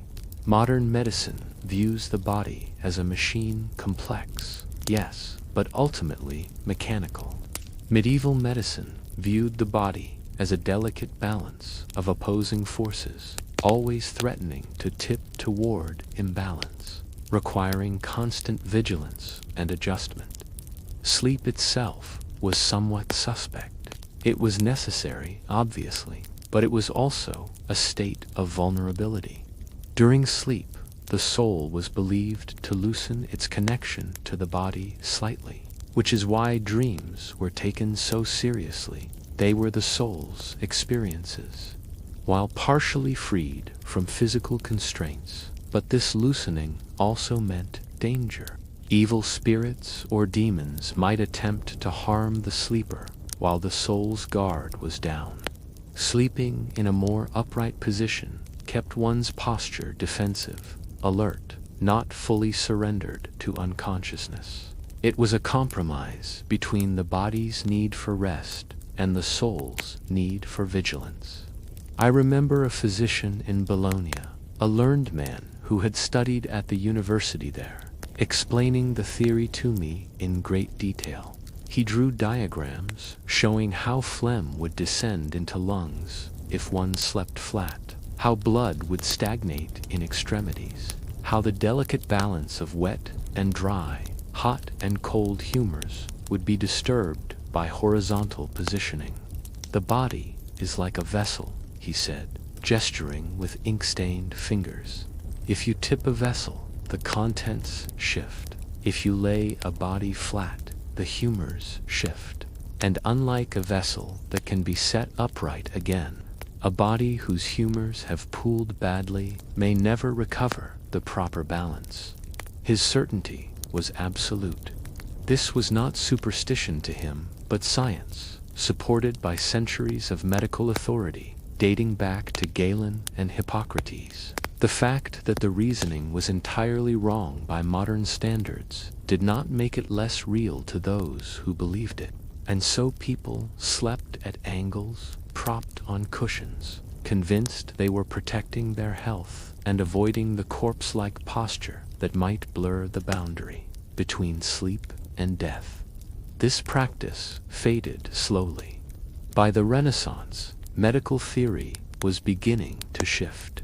By the Enlightenment, sleeping flat had become normal for all classes. Today, medieval sleeping positions survive only in the care of certain medical conditions. People with severe acid reflux or sleep apnea are sometimes advised to sleep elevated their modern doctors, unknowingly echoing medieval physicians' advice for entirely different reasons. But for centuries, the strange sight of people sleeping half upright was entirely ordinary. It was medical prudence. It was humoral wisdom. It was the sensible thing to do if you wished to wake up healthy rather than fevered, or wake up at all rather than slipping from sleep into the sleep that has no waking. Chapter 9. the sacred silence near the hives. We must speak now of bees, my friend. You may wonder what bees have to do with strange medieval laws, but I assure you, the regulations surrounding these tiny creatures reveal much about the medieval mind and medieval survival. In a world without sugarcane plantations, without the global trade networks that would eventually bring sweetness from distant colonies, honey was the only sweetener available to most people. Honey sweetened the medicines that eased pain and fought illness. Honey preserved fruits for winter. Honey fermented into mead, the drink of celebration and ceremony. And beeswax, precious, clean-burning beeswax, lit the candles in churches, allowing mass to be said and prayers to be offered even in darkness. Bees, therefore, were not merely useful. They were essential. They were wealth. They were light and sweetness and medicine, all gathered in a single miraculous insect. And they were protected by law. The law I remember most clearly was the requirement of silence near beehives. In many villages and towns, official ordinances forbade loud noises, shouting, hammering music, near the location where bees were kept. The penalty for violation could be surprisingly severe: fines, public punishment, even prohibition from keeping bees oneself. Why such concern over noise? The medieval understanding was that bees were deeply sensitive creatures, easily disturbed, quick to take offense. If upset by loud sounds or sudden movements, they might swarm, abandoning their hive entirely, taking with them all hope of honey harvest and wax production. Modern science has since confirmed that bees are indeed sensitive to vibrations and disturbances, though not quite in the ways medieval people believed. But the medieval observers, lacking scientific instruments, relied on careful watching and pattern recognition. They saw that hives near blacksmiths' forges sometimes failed. They noticed that bees seemed calmer in quiet locations. They observed that after particularly loud festivals or arguments near hives, swarms might depart. Whether the correlation was always accurate mattered less than the belief itself. And so the law of silence arose, particularly during certain seasons when bees were most vulnerable or most active: spring, when queens were establishing new colonies, and autumn, when the final honey harvest approached. I remember walking through a village in what is now Switzerland. It was early summer, and the air hummed with bee activity. The village kept communal hives at the edge of the settlement, carefully tended by an appointed beekeeper. Signs were posted, rough wooden boards with crude paintings showing a bee and a finger pressed to lips, the universal symbol: be quiet. Children playing near the hives were hushed by their mothers. Workers repairing buildings near the hives worked carefully, setting down tools gently rather than hammering. Even the church bells, I was told, were rung less vigorously during certain months to avoid disturbing the bees a quarter-mile away. This might seem excessive, but consider the stakes. A village might depend on 3 or 4 hives for all its honey and wax. If those hives swarmed and left, the loss was catastrophic. No sweetness for the entire year, no wax candles for the church, and without church candles, certain holy ceremonies could not be performed. No honey for preserving the autumn apple harvest, no mead for weddings and festivals. The economic loss alone would be severe, but there was more. The departure of bees was sometimes interpreted as a sign of divine displeasure. Bees were seen as uniquely blessed creatures. They produced sweetness without copulation, leading medieval theologians to associate them with the Virgin Mary and with purity itself. If bees fled, it might mean God was withdrawing blessing from the community. Therefore, protecting the bees was both practical necessity and spiritual duty. The laws extended beyond just noise restrictions. In some regions, swearing or fighting near hives was specifically forbidden. The reasoning was that bees, being pure creatures, could not tolerate the presence of sin. Angry words, violent acts, these spiritual pollutions would drive the bees away as surely as physical disturbance. I witnessed the enforcement of such a law. Two men began arguing in a village square, their dispute escalating into shouting and shoving. The village beehives stood perhaps 30 yards away. The bailiff intervened, not primarily to stop the violence, but to protect the bees. He physically separated the men, threatened them with fines, and drove them to opposite ends of the village with stern warnings that their ungodly behavior endangered the entire community's honey supply. The men, shamefaced, obeyed. Later, I heard them apologizing not to each other, but to the beekeeper, promising that their loss of temper would not happen again near the sacred hives. Beekeeping itself was often regulated. Not everyone could keep bees. In some manners, bees were considered the Lord's property, and unauthorized beekeeping was theft. Even where common people could keep hives, there were rules about placement, about how swarms should be captured, about who had rights to bees that wandered onto their property. The law of swarms was particularly complex. If your bees swarmed and settled on a neighbor's land, who owned them? Different regions had different answers. Some said the bees remained your property if you could track them and claim them within a certain time. Others said that bees, like wild game, belonged to whoever captured them. Still others split the ownership. The original keeper got half the swarm. The landowner, where they settled, got half. These were not trivial disputes. A swarm might contain thousands of bees and represent the beginning of a new hive worth significant wealth. Arguments over swarm ownership could escalate into feuds lasting years. Laws attempted to provide clear frameworks, though enforcement was often difficult when both parties insisted their version of events was true. I remember one case where a swarm settled in a hollow tree on disputed land between two farms. Both families claimed ownership of the bees.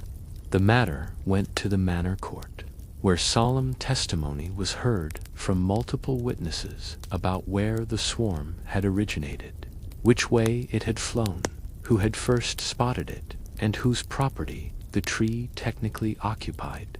The judge ruled based on ancient precedent, consulting documents describing similar cases from 50 years prior. The losing family was bitter, convinced they had been cheated, but the law had spoken, and the bees, oblivious to human property disputes, continued their work in the hollow tree, now legally belonging to one family rather than the other. Beyond law, bees inspired a rich folklore. Medieval people believed bees must be told of important events in the keeper's family. When someone died, the beekeeper must go to the hives and formally inform the bees, draping the hives with black cloth and speaking the news aloud. The master is dead, one might say. You must not leave us in this time of sorrow. This practice of telling the bees continued well past the medieval period, surviving in rural areas into the 20th century. The belief was that bees were sensitive, intelligent creatures who took personal interest in human affairs. If not properly informed and respected, they might take offense and depart. Similarly, bees must be told of weddings, births, and other joyous occasions. Some beekeepers decorated hives with flowers for weddings, or offered the bees small portions of the wedding feast. The bees were family members, in a sense, deserving of inclusion in family events. This anthropomorphization of bees was not merely sentiment. It reflected the intimate relationship between humans and these insects. A beekeeper learned to read his bees' moods, to understand when they were content or agitated, to sense when a swarm was imminent. The bees, in turn, seemed to recognize their keeper, becoming calmer in his presence than with strangers.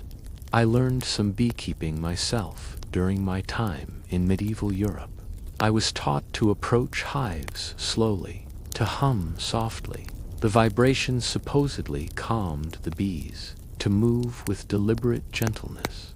I was taught to never open a hive on cloudy days when bees were irritable, to always smoke the hive first to make them drowsy and less defensive. The tools were simple: a straw skep or a hollow log for the hive, a smoker made of a clay pot with smoldering herbs, a knife for cutting honeycomb. The work was delicate.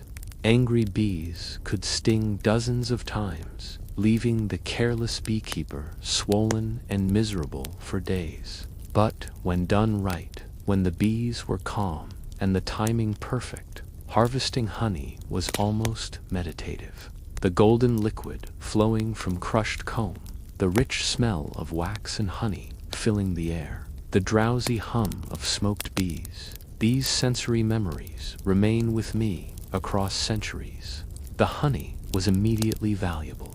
The richest, clearest honey might be sold to wealthy households or the church. Lesser grades would be used for home cooking and preserving. The wax was melted, purified, and formed into candles, some for home use, but the finest were sold to churches, where they commanded high prices because church candles must be pure beeswax, not tallow from animal fat. A successful beekeeper could significantly improve his family's economic position. A poor cottager with good bee management skills might climb to comfortable middling status over the course of his life. The village beekeeper was often a person of respect, possessing specialized knowledge and managing a resource essential to the entire community. But with that respect came responsibility. If the bees failed, if disease swept through the hives, if swarms departed en masse, the beekeeper faced not just personal economic loss, but community judgment. Had he angered the bees through improper care? Had he allowed sin to occur near the hives? Had he failed to perform the proper rituals and tell the bees important news? The pressure was real. I knew a beekeeper in Bavaria, a kind man, skilled and knowledgeable, whose hives all died during a particularly harsh winter. Despite his best efforts, despite careful preparation and ample stored honey for the bees to consume, the cold was too severe. He found them dead in early spring, frozen clusters inside the hives. The village blamed him. Whispers circulated that he must have committed some sin, some offense that brought divine punishment upon his bees. His reputation suffered. His business declined. Though logic would suggest that an unusually harsh winter killed bees throughout the region, which it did, the specific failure of his hives was interpreted personally. This was the burden of working with creatures seen as semi-divine, as messengers between human and sacred worlds. Success proved your virtue. Failure suggested your corruption. The laws protecting bees also reveal how medieval communities understood collective responsibility. Your noise near the hives did not just affect you. It affected everyone who depended on honey and wax. Your anger near the bees endangered the entire village's relationship with these temperamental creatures. Individual behavior had communal consequences. and law existed to prevent individuals from jeopardizing collective welfare. In this way, the law of silence near beehives was not so different from the curfew bell or the Assize of Bread. All were attempts to regulate individual behavior for communal survival. All recognized that in a medieval village, with its thin margins of survival, selfish or careless actions by one person could doom many. The bees themselves, of course, cared nothing for human law. They followed their own nature, their own mysterious patterns of behavior that humans observed but never fully understood. Medieval beekeepers knew that bees would swarm in spring, that they required flowers in summer, that they clustered for warmth in winter. But why one hive thrived and another failed? Why bees sometimes departed for no apparent reason? Why they occasionally built their comb in strange patterns? These mysteries remained unsolved. And because they remained mysterious, they remained sacred. The bees' activities seemed to follow divine rather than earthly logic. They were workers of miracles, producing sweetness from flowers and light from wax. To anger them was to risk losing access to these miracles. So the laws of silence stood. The prohibitions against disturbing the hives remained enforced, and medieval people walked softly near the places where bees dwelt, speaking in whispers, moving gently, treating these tiny creatures with the respect due to beings that held quite literally the sweetness and light of community life in their delicate wings. Chapter 10. The First Finder's Burden. Let us turn now to a law that might seem nonsensical until you understand the desperate need for order in a world without professional investigators. I speak of the law of the first finder, the regulation that bound anyone who discovered a dead body to specific legal obligations. Imagine you are walking through the woods on an errand, or along a road at dawn, or through an alley in town. You come upon a body, a man dead, his face already pale, blood on the ground, or perhaps no visible cause of death at all. Your instinct, your modern instinct, might be to run, to fetch help, to tell someone in authority, and you would be partially correct. But in medieval England and parts of Europe, the law went further. If you were the first finder of a body, you had specific legal responsibilities that, if ignored, could bring punishment not just upon yourself, but upon your entire community. The law required the first finder to immediately raise the hue and cry, a loud alarm that would alert neighbors and bring them running. This was not optional. Even if you were frightened, even if you were late for important business, even if the body was in a remote location, you must shout for help until others arrived. Once witnesses gathered, the first finder must remain with the body. You could not leave. You were bound to the corpse by law until the coroner arrived to officially investigate.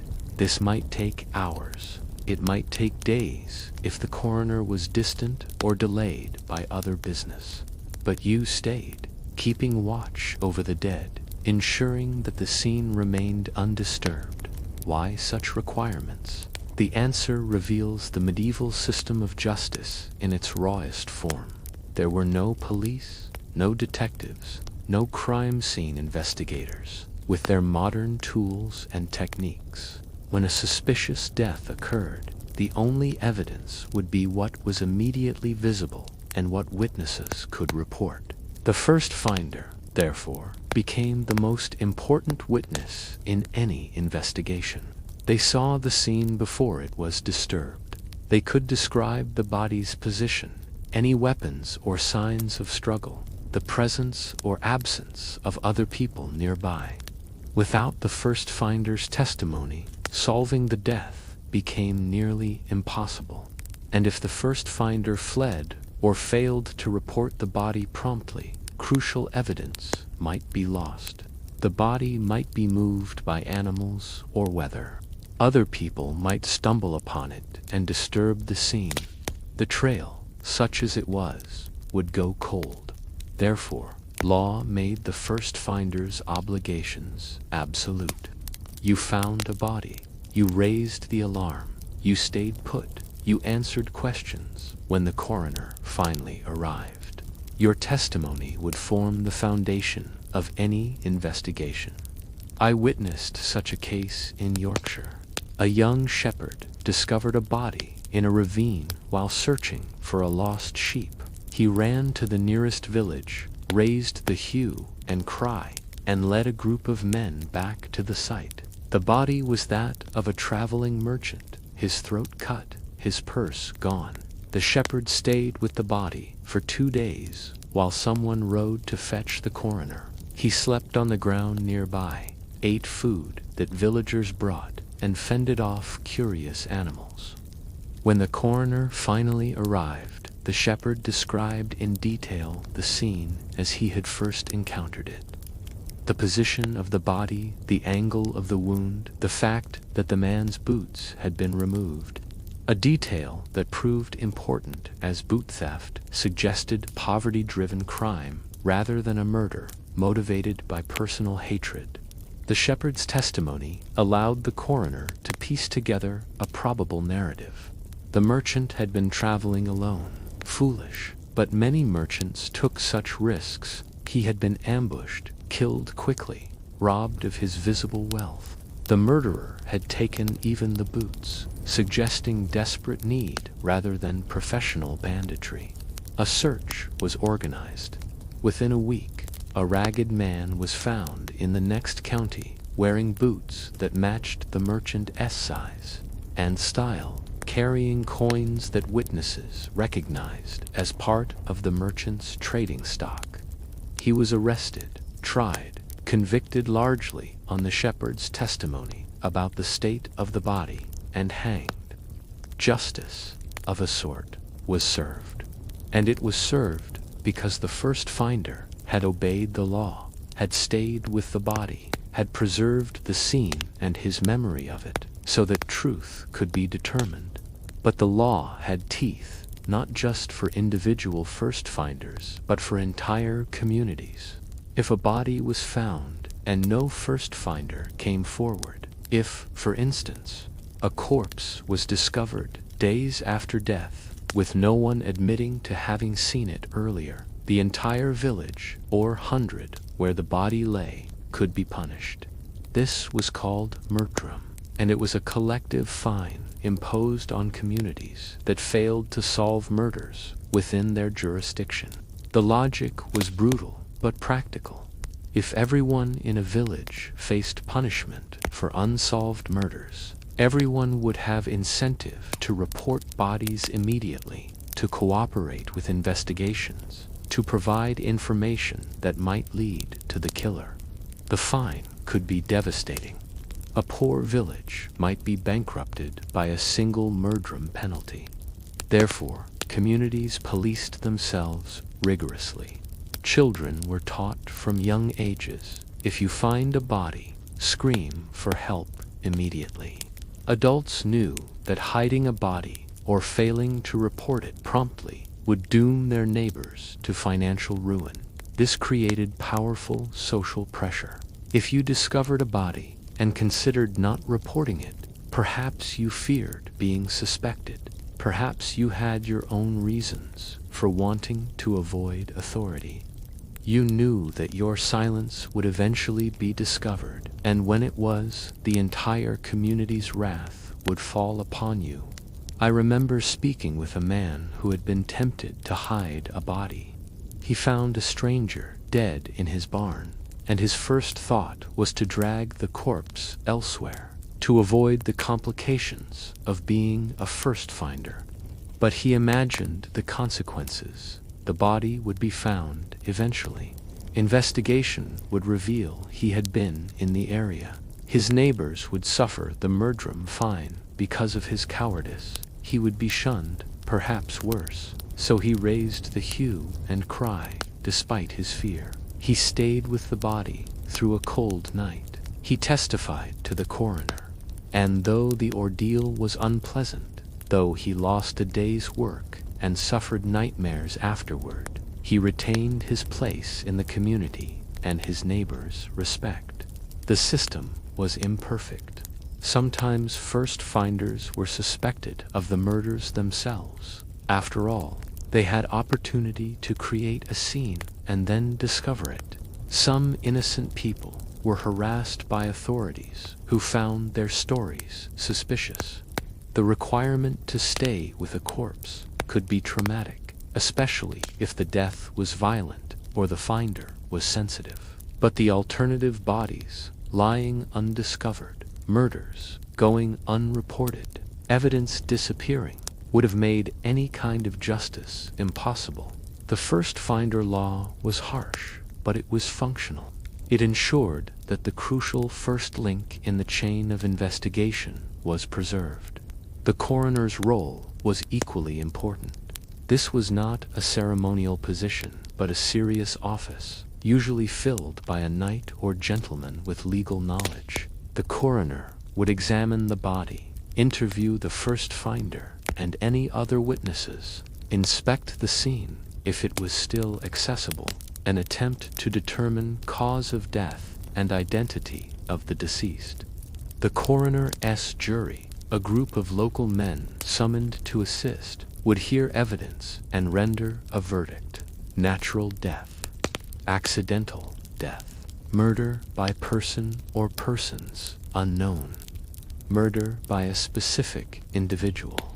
Each verdict had different legal consequences.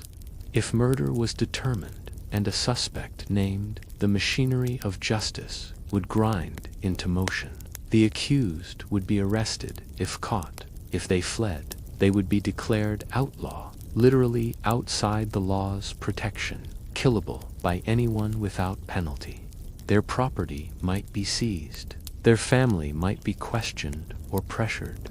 The first finder's testimony remained central throughout.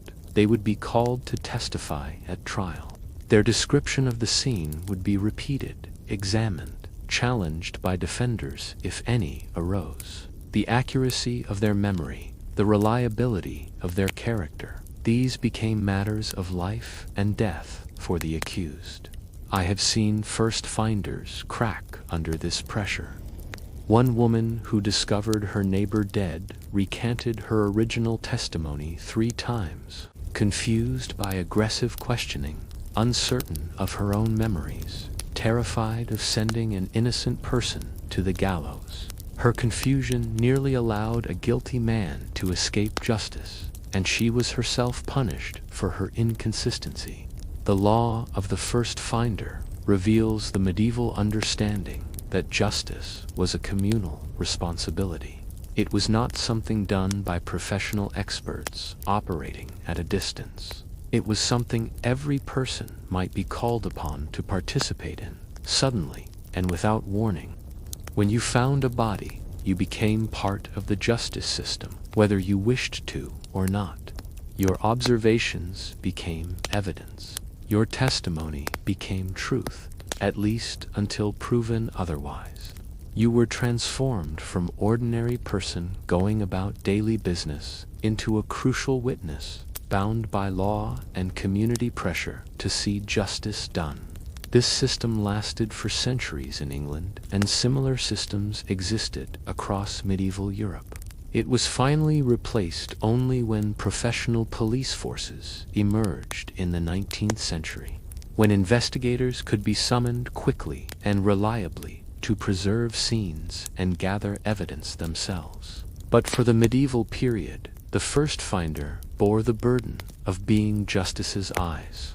It was a strange law, perhaps, but like so many strange medieval laws, it existed because the alternative, chaos, unsolved murders, breakdown of social order, was far worse than the burden it placed on unlucky individuals who happened to stumble upon death. Chapter 11. The Royal Fish and Other Curious Claims. Now I must tell you of a law so peculiar so seemingly absurd that it has become a source of amusement in modern times. Yet, like all the strange laws we have discussed, it had a logic, strange logic, perhaps, but logic nonetheless. If a whale washed ashore in medieval England, it became royal property. Specifically, the head belonged to the king and the tail belonged to the queen. Yes, you heard correctly. A dead whale, massive and reeking on some coastal beach, was legally divided between the monarchs. This was not metaphorical. It was actual law, enforced by coastal officials who would measure and divide the carcass according to royal prerogative. Whales, you must understand, were tremendously valuable. Not for food, though the meat could be eaten, but for oil. Whale oil burned cleanly in lamps, was used in manufacturing processes, and commanded high prices. Ambergris, a substance formed in whale intestines, was worth its weight in gold as a perfume fixative. Whalebone, actually baleen, the filter-feeding plates in some whales' mouths, could be shaped into a variety of useful items. A single dead whale represented enormous wealth, and in the medieval legal framework, certain valuable things were so precious that they could belong only to the crown. These were called royal fish, and the category included not just whales, but sturgeon as well. The designation reflected a worldview where certain resources were too important for common ownership. Just as forests were reserved for noble hunting, just as gold and silver mines belonged to the king, so too did extraordinary fish that provided rare and valuable products. I witnessed the claiming of a beached whale on the Norfolk coast. The creature had washed ashore during a storm, already dead, its massive body settling into the sand like a small island. Word spread quickly. Villagers gathered, staring at the marvel. Few had seen such a creature up close. Some began to make plans for butchering, for claiming the valuable oil and meat. Then the king's man arrived. He carried a royal writ and the authority to enforce it. The whale, he announced, belonged to the crown. The head portion, he gestured to roughly the front third of the animal, was the king's property. The tail portion, the rear third, was the queen's. The middle, he said, with what might have been sympathy, could be claimed by the local lord on whose lands the whale had beached, who would doubtless sell portions to the villagers who did the actual work of butchering. The villagers grumbled but obeyed. What choice did they have? Men with knives and saws set to work, the stench overwhelming as they cut into the decomposing flesh. The oil was carefully collected, the most valuable portions set aside for transport to royal hands. The middle section was processed, sold, distributed, and the king and queen, far away in London or elsewhere, received their portions of whale, or, more likely, received the profits from the sale of those portions. This law extended to living whales as well, though obviously enforcement was more difficult. If fishermen caught or killed a whale, rare but not impossible, with harpoons and termination, they were legally required to offer it to the crown. In practice, this often meant paying a portion of the profit to royal officials, keeping the rest as a reward for their effort and risk. The law of royal fish seems ridiculous to modern sensibilities. Why should the king claim the head and the queen the tail? Why not split it evenly? Why involve royalty at all in the distribution of a random dead whale? But viewed through the lens of medieval governance, it makes a kind of sense. The crown claimed a monopoly on extraordinary resources. Whales were extraordinary. Therefore, whales belonged to the crown. The division between king and queen was likely a way of ensuring that both royal households benefited, The queen maintained her own estates and finances separate from the king, and she needed income sources just as he did. Moreover, the law prevented disputes. If a valuable whale beached, who owned it? The finder, the local lord, the nearest coastal town. By declaring royal ownership, the law removed ambiguity. Everyone knew the answer: the crown. This prevented potentially violent conflicts over valuable resources. Similar logic applied to treasure trove. If you found buried gold or silver, perhaps hidden during a previous war or invasion, the law required you to report it to authorities. The treasure would be evaluated. If it could be determined who had buried it, and if those owners or their heirs could be found, the treasure was returned to them. But if ownership could not be established, if the treasure was old enough that its original owners were lost to history, it became property of the crown. Again, this prevented disputes and provided clear rules. You might be rewarded for finding treasure, receiving a portion of its value as an incentive for honest reporting. But the treasure itself was not yours to keep. It belonged to the crown, which represented the state, which theoretically represented the people as a whole.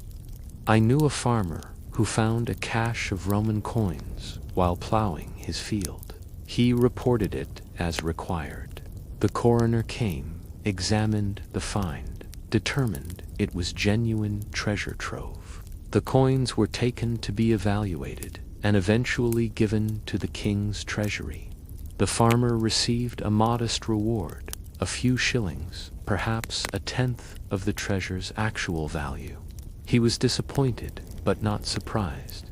The law was clear, and he had followed it. If he had tried to keep the coins secret, to sell them quietly to merchants, and been discovered, he would have faced serious punishment.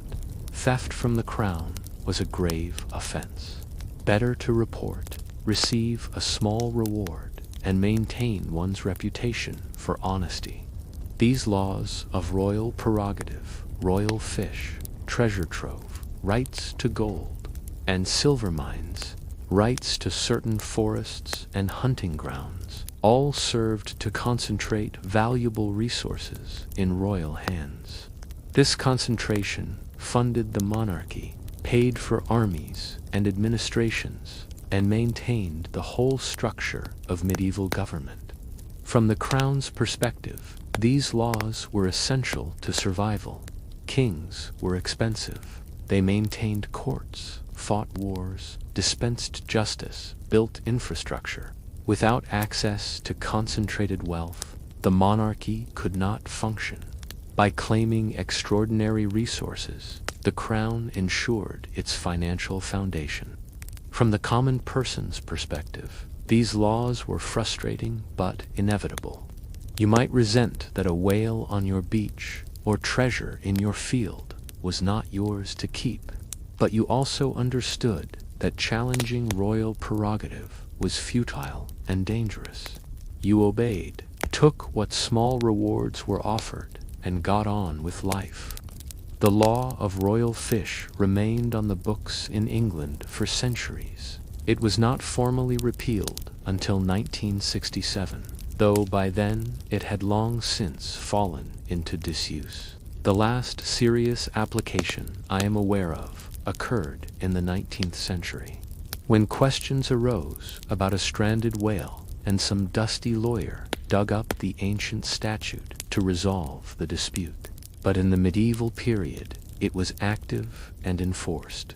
Coastal officials knew to watch for beached whales. Fishermen knew they could not keep extraordinary catches, and the occasional unfortunate whale dying at sea and washing ashore found itself posthumously divided according to the whims of royal prerogative. This law, like so many others we have explored, seems absurd until you understand the world that created it. Then it becomes merely strange, a logical extension of a system that viewed certain resources as too valuable for private ownership, that concentrated wealth in royal hands, that used law to prevent disputes and maintain order. The whale cared nothing for these human arrangements. Of course, it died in the ocean and washed onto the shore, its great body becoming the subject of legal documents and royal claims. But for the humans who discovered it, who divided it, who processed its oil and bone and meat, the law was real and binding. The whale was royal fish, and no amount of practical need or personal claim could change that fact. Chapter 12. The Great Weight of Sundays. Let us speak now of Sunday, that day of enforced rest which shaped medieval life as thoroughly as any law we have discussed. The fourth commandment was clear. Remember the Sabbath day to keep it holy.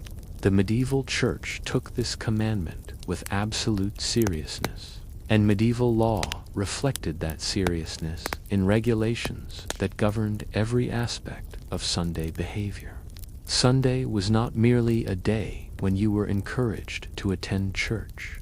It was a day when you were legally required to cease all work, to attend Mass, to abstain from worldly concerns, and focus on spiritual matters. The penalties for violation ranged from fines to public penance to excommunication in severe cases. I remember countless medieval Sundays, each following the same pattern across Europe, despite local variations. The church bells would ring before dawn, calling the faithful to prayer.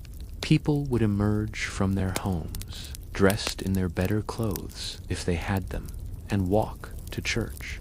The streets would fill with this procession, rich and poor, old and young, all moving toward the stone building that dominated every medieval community. Inside, the Mass would be conducted in Latin, understood by almost no one in the congregation. But understanding was not the point. Participation was the point. Standing when told, kneeling when told, reciting responses in a language not your own, receiving the Eucharist from the priest's hands. These actions constituted obedience to divine law as mediated through church authority. After Mass, you might think the day would be yours, but no. Sunday laws governed the rest of the day as well. Work was forbidden. Not just your occupation, farming, smithing, weaving, whatever you did to earn bread, but all productive labor. You could not plow your field. You could not weave cloth. You could not repair your roof, even if it leaked and rain threatened. You could not conduct business, make sales, or engage in commerce. Sunday was God's day, and God demanded rest. The prohibition was enforced by both religious and secular authorities. Bishops and priests watched their flocks, noting who attended Mass and who did not, who observed the day of rest and who violated it. Local officials, bailiffs, reeves, manorial lords added their own surveillance. If you were caught working on Sunday, you faced consequences. I witnessed a farmer fined for repairing his barn on Sunday. The roof had partially collapsed during Saturday night's storm. His animals were exposed to weather. His grain stores were at risk. He made the reasonable decision to effect emergency repairs rather than wait until Monday. But a neighbor, seeing him working, reported him to the manor court. The farmer was fined, forced to do public penance by standing outside the church the following Sunday while the congregation filed past, and lectured sternly about placing worldly concerns above divine command. The farmer protested that his animals' welfare was at stake. The priest responded that if God wished the animals protected, God would protect them. The farmer's duty was obedience, not practical problem-solving. Trust in divine providence, the priest said, and proper priorities would yield proper results. The farmer paid his fine did his penance, and quietly resented a system that prioritized ritual over animal welfare. But he also knew that the next time storm damage occurred on Saturday night, he would wait until Monday to repair it, no matter the cost. The Sunday labor prohibition had theological justification. God rested on the seventh day after creating the world. Humans, made in God's image, must likewise rest one day in 7. To work on Sunday was to reject God's pattern, to place oneself above divine ordinance, to commit the sin of pride. But the prohibition also had practical effects. It provided one guaranteed day of rest in a world where labor was otherwise endless. A medieval peasant worked 6 days per week, from dawn to dusk.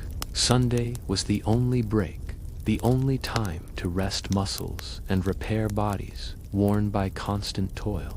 From this perspective, Sunday laws were protective labor regulation disguised as religious observance. The church, intentionally or not, prevented lords from working their serfs 7 days per week. The requirement to rest was backed by spiritual authority that even lords hesitated to challenge openly. Yet the rest was not leisure as we might understand it. You could not simply relax at home. You must attend church, often for hours, especially on major feast days. After church, you were expected to avoid not just work, but also many forms of recreation. Dancing was often forbidden on Sunday. So was gambling. Excessive drinking was frowned upon, though ale consumption was so fundamental to medieval life that total prohibition was impractical. Sexual relations, even between married couples, were discouraged on Sundays. The day was meant for spiritual rather than physical concerns. What remained was approved recreation, walking in modest groups, conversing on religious topics, perhaps singing hymns, engaging in gentle activities that did not constitute labor or sin. For children, this meant subdued play under adult supervision. For adults, it often meant simply sitting, too exhausted from the week's labor to desire much activity anyway.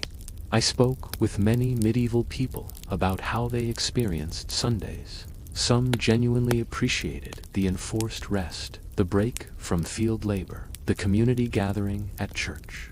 Others found the regulations stifling, resenting the inability to catch up on urgent tasks or engage in preferred recreations. One woman told me, "Sunday is the longest day of the week. Mass goes on forever, in words I don't understand. Then I must sit quietly at home, too tired to enjoy the rest, but too watched to do anything productive. I wait for Monday, when at least my labor has purpose." Her words reflected the paradox of enforced rest. Rest is only truly restorative when chosen freely. When mandated and regulated, it becomes another form of obligation, potentially as burdensome as labor itself. The nobility had more Sunday freedom. They attended shorter masses in private chapels. They engaged in approved recreational activities like hawking or chess, pursuits considered sufficiently noble and non-laborious to be acceptable. They feasted, entertained guests, conducted courtly socializing.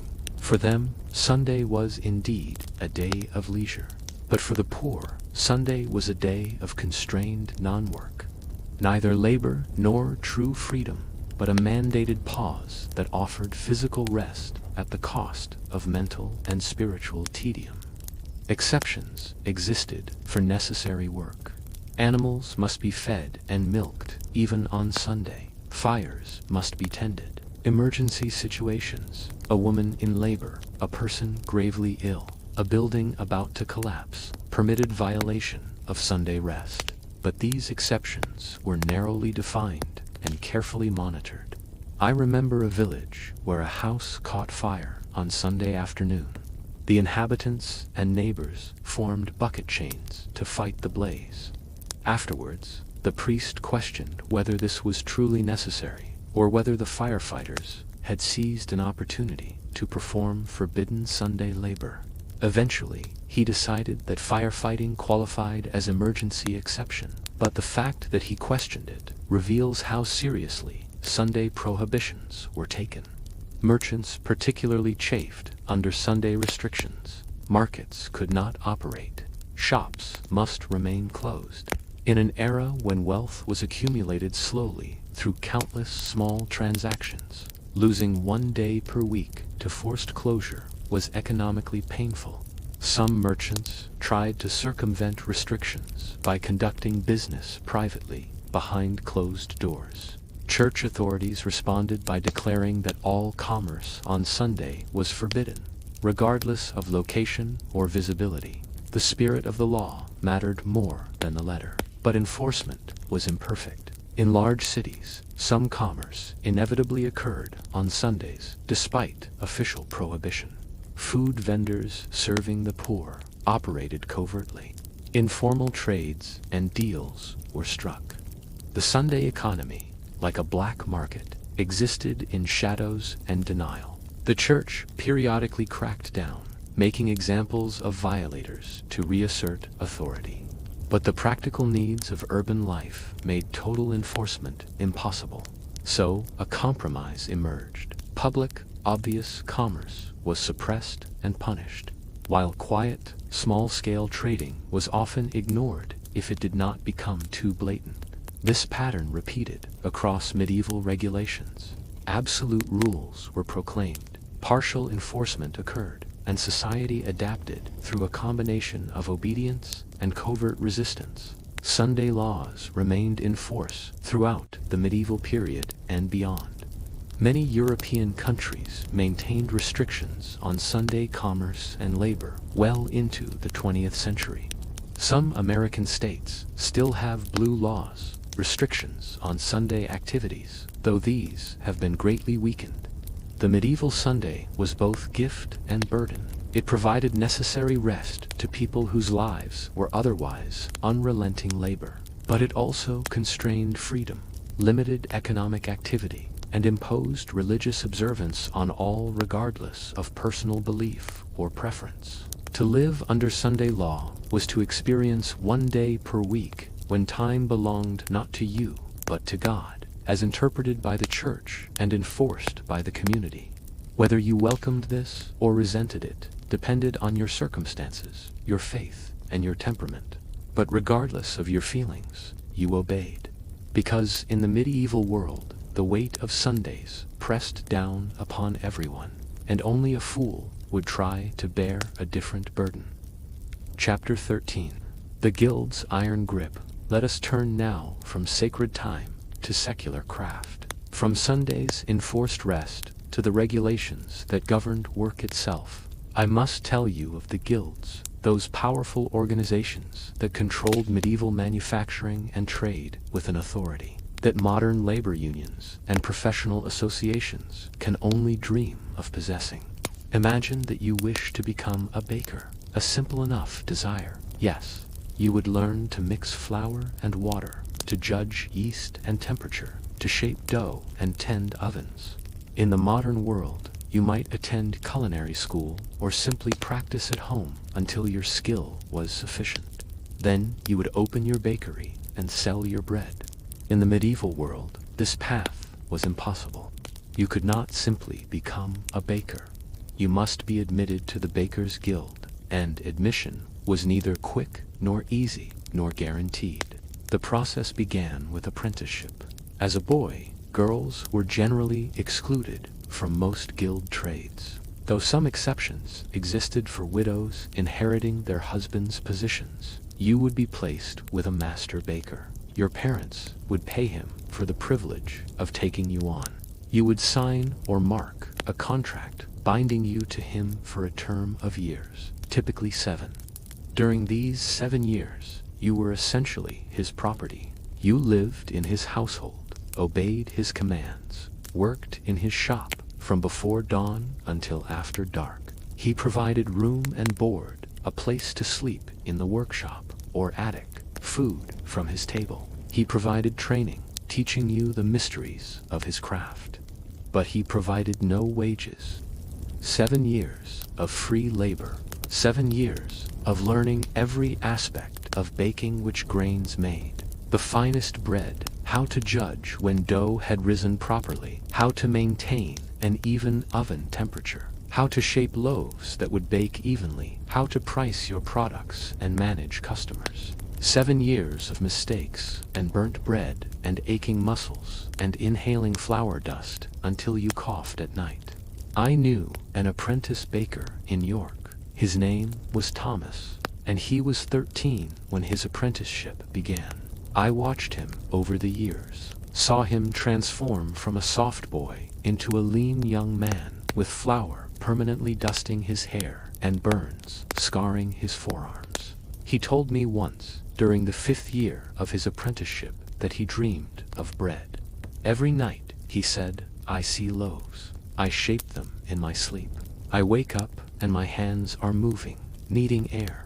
When Thomas reached his 20th year, his apprenticeship ended, but he was not yet a master baker. He was now a journeyman, from the French journey, meaning day. He was a day laborer, qualified to work for wages, but not to open his own shop. As a journeyman, Thomas traveled. This was expected, even required. He worked in different cities, for different masters, learning regional variations of the craft. In London, he learned to make fine white bread for wealthy clients. In Norwich, he mastered the production of hardtack for sailors. In Bristol, he studied how to adjust recipes for the humid climate near the sea. He was paid now, finally, after 7 years of unpaid labor. But the wages were modest, carefully regulated by the guild, to ensure journeymen could not accumulate wealth too quickly. The guild wanted journeymen to remain journeymen, working for masters, for a good long while before attempting to rise higher. After several more years, 3, 5, sometimes 7 more years of journeyman work, Thomas would finally be eligible to apply for master status. To do so, he must produce a masterpiece, a work demonstrating his absolute mastery of the craft.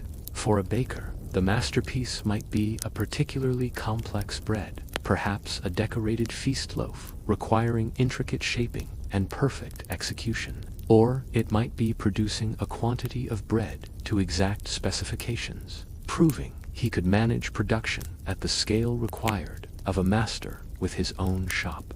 The guild masters would examine his work, taste it, measure it, judge it according to standards known only to themselves. And here was the cruel trick. The existing masters had every incentive to reject Thomas's masterpiece. Each new master was competition, someone who would open his own shop and draw away customers. The guild protected its existing members by restricting new entry. If Thomas's masterpiece could be criticized on any grounds, the crust slightly too dark, the crumb not quite uniform enough, it could be rejected.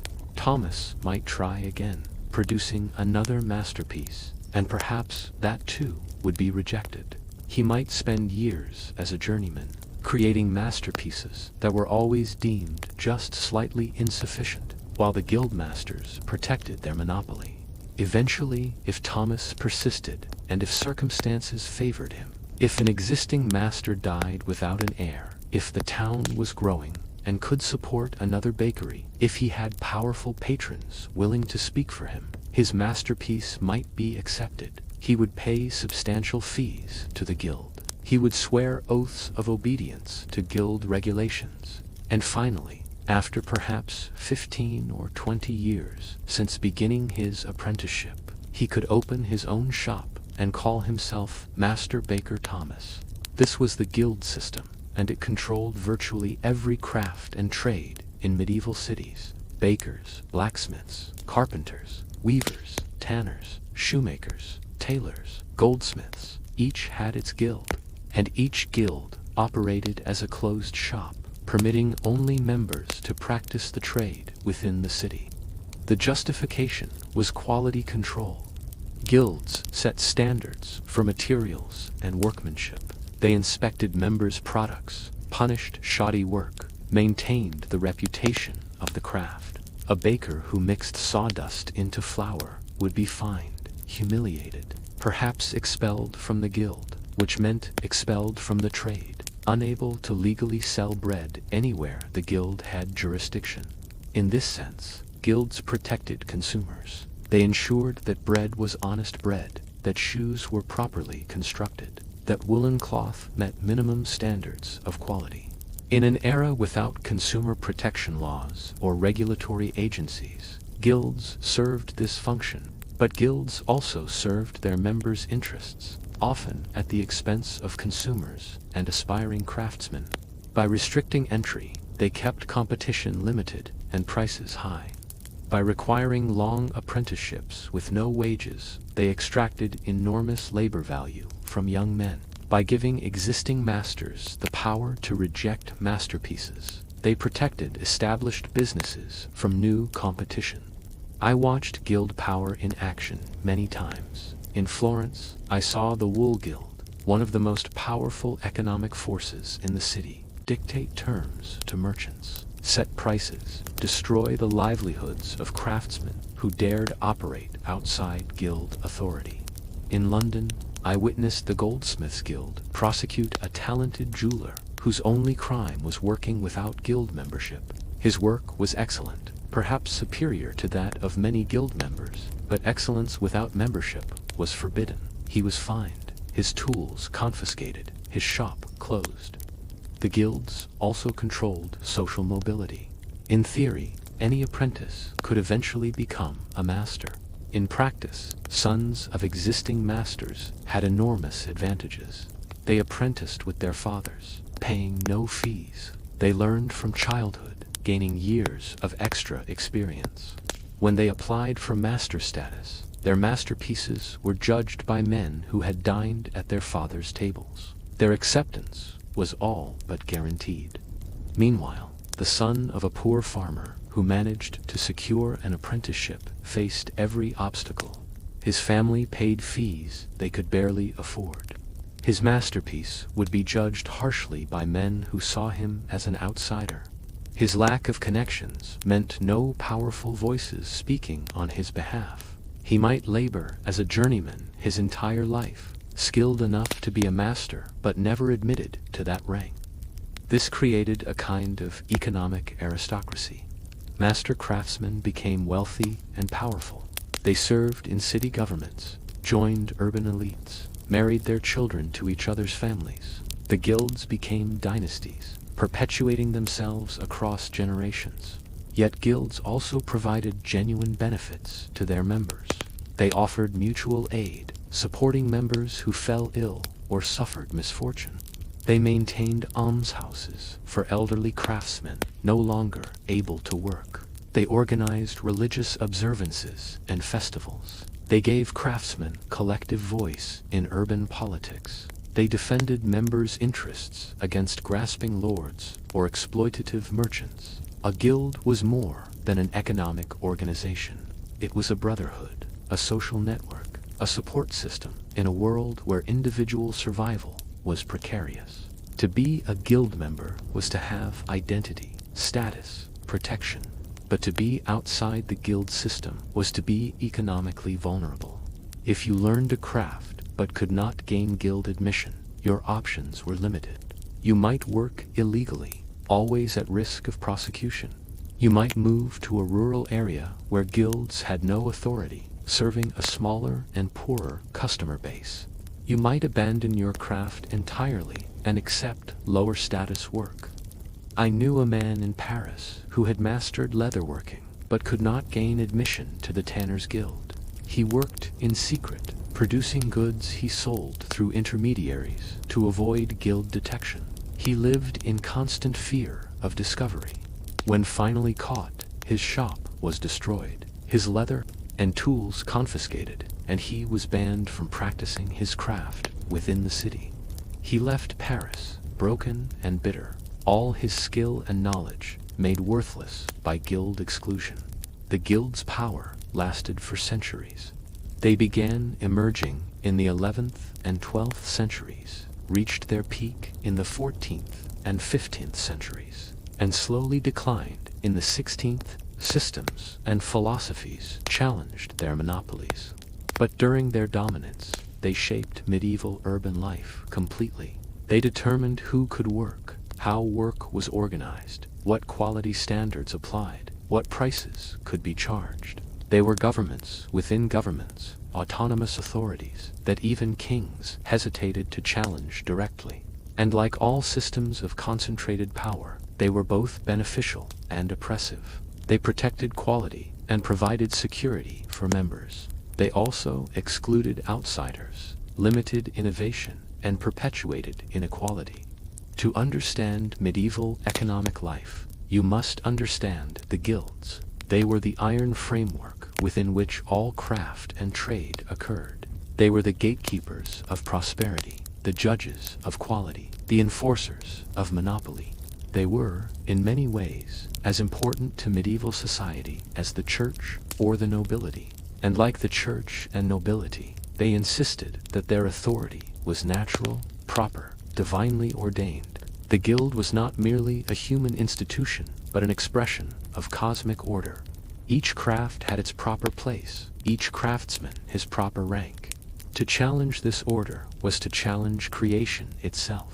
So apprentices served without wages, journeymen wandered without shops, and masters protected their monopolies with the righteous certainty that they were defending not mere economic advantage, but the very structure of civilized society. Chapter 14. The bell towers, many voices. We must return now to sound, to the element that structured medieval life even more pervasively than visual symbols or written laws. I speak of bells, not merely the curfew bell we discussed earlier, but the entire campanological language that spoke constantly to medieval communities. Church bell towers dominated every settlement. In cities, multiple churches competed with their bells. In villages, the single church tower stood as the tallest structure, its bells audible for miles across open countryside. These bells spoke constantly, and medieval people listened because their lives depended on understanding the messages being broadcast. You have heard church bells in your modern world, no doubt. Perhaps they ring for weddings or funerals, pleasant background music to urban life. But medieval bells were not decoration. They were communication, governance, and temporal order all combined. The day began with the bells. Before dawn, the matins bell would ring, calling monks to their first prayers. For lay people, this was the signal that night was ending, that the day's labor would soon begin. You might try to steal a few more minutes of sleep, but the bell marked the boundary between legitimate rest and lazy indolence. As dawn properly arrived, the prime bell rang. This was when work officially began. Fields must be reached, shops opened, duties commenced. To still be abed when prime rang was to invite criticism and economic hardship. The day's earning potential began with that sound. Throughout the day, bells marked the canonical hours: terce at mid-morning, sext at midday, none in mid-afternoon. Each bell told workers what time it was, in an era when mechanical clocks were rare or non-existent, and most people could not afford even simple timepieces. The bells structured not just time, but activity. The midday bell often signaled a break for the main meal. Workers in fields or shops would pause, eat whatever food they had brought or could afford, then return to labor when the meal period ended, also marked by bells. I remember working alongside peasants in the fields of Burgundy one harvest season. We cut wheat in rhythm with our scythes, backs bent, arms swinging. The only sounds are breathing and the whisper of blades through stalks. Then the midday bell rang from the village church, a mile distant. Immediately, every scythe stopped swinging. People straightened, wiped sweat, moved to the field's edge, where food waited. We ate in silence, too tired for conversation, listening to insects and birds. Then another bell, and we returned to cutting, the rhythm resuming as if it had never stopped. The bells controlled us completely. We did not decide when to rest. The bell decided. We did not determine when work resumed. The bell announced it. Our labor existed in blocks of time marked by sound rolling across the landscape. Vespers bell in the evening marked the end of the workday. Tools were set aside, shops closed, workers trudged home. Then Compline, the final service bell before sleep. And after Compline, the curfew bell we have discussed, commanding fires covered and darkness accepted. But bells spoke messages beyond mere timekeeping. Different rings meant different things. A slow, measured toll announced a death. The number of bells indicated the deceased's status. A single toll for a commoner, multiple bells for nobility or clergy. People would hear the death knell and know someone in their community had passed, would gather to learn who had died, would adjust their day to accommodate funeral rituals. A rapid, urgent ringing meant emergency. Fire in the town, or approaching enemies, or some other crisis requiring immediate community response. This alarm would bring people running from homes and fields, ready to fight fires, or defend walls, or deal with whatever catastrophe had occurred. Wedding bells rang in joyful peals, announcing celebration. Market bells signaled when trading could officially begin. Court bells summoned people to justice proceedings or public announcements. The bells became so integral to life that their absence was shocking. I was once in a town when the bell ringer fell ill and no replacement could be found for several days. The silence was disturbing. People wandered uncertainly, unsure what time it was when they should work or rest. Arguments broke out over whether the proper hour for activities had arrived. The community felt unmoored, drifting without its auditory anchor. When a new bell ringer was finally appointed, the resumption of bells was greeted with relief bordering on joy. Order returned. Time was once again being properly announced. The community could function. The bell's authority derived partly from their location. Church towers lifted bells high above the settlement, making them audible everywhere. The bells literally spoke from above, from the place closest to heaven, carrying divine authority in their sound. Bell ringing was a skilled profession. The bell ringer must know the different patterns for different messages. He must coordinate multiple bells when the tower contained several. He must maintain the bells and ropes, repairing damage, ensuring the mechanism functioned properly. He also held power. He decided exactly when bells rang. If the written schedule said ring prime at dawn, he determined when dawn had properly arrived. If someone wanted special bells rung, perhaps a wealthy patron celebrating a private occasion, the bell ringer could grant or refuse this favor, sometimes accepting payment for his accommodation. I knew a bell ringer in Cologne who was widely feared because he used his bells to express his opinions. If he disapproved of someone, he might ring the death knell when that person passed under the tower, implying they were morally dead, even if physically alive. Or he might ring the alarm bell for trivial reasons, when he felt the town was being too complacent. His pranks and judgments created constant tension, but he kept his position because skilled bell ringers were valuable and difficult to replace. The bells also shaped the soundscape in ways modern people cannot easily imagine. Your world has constant background noise, engines, electronics, the hum of technology. The medieval world was quieter. The absence of mechanical sound meant that bells carried with perfect clarity across miles of countryside. A loud bell could be heard 10 miles away on a still day. When it rang, everyone in that entire radius heard it, synchronized their understanding of time, received whatever message was being broadcast. The bells unified communities across space, creating shared temporal experience despite physical distance.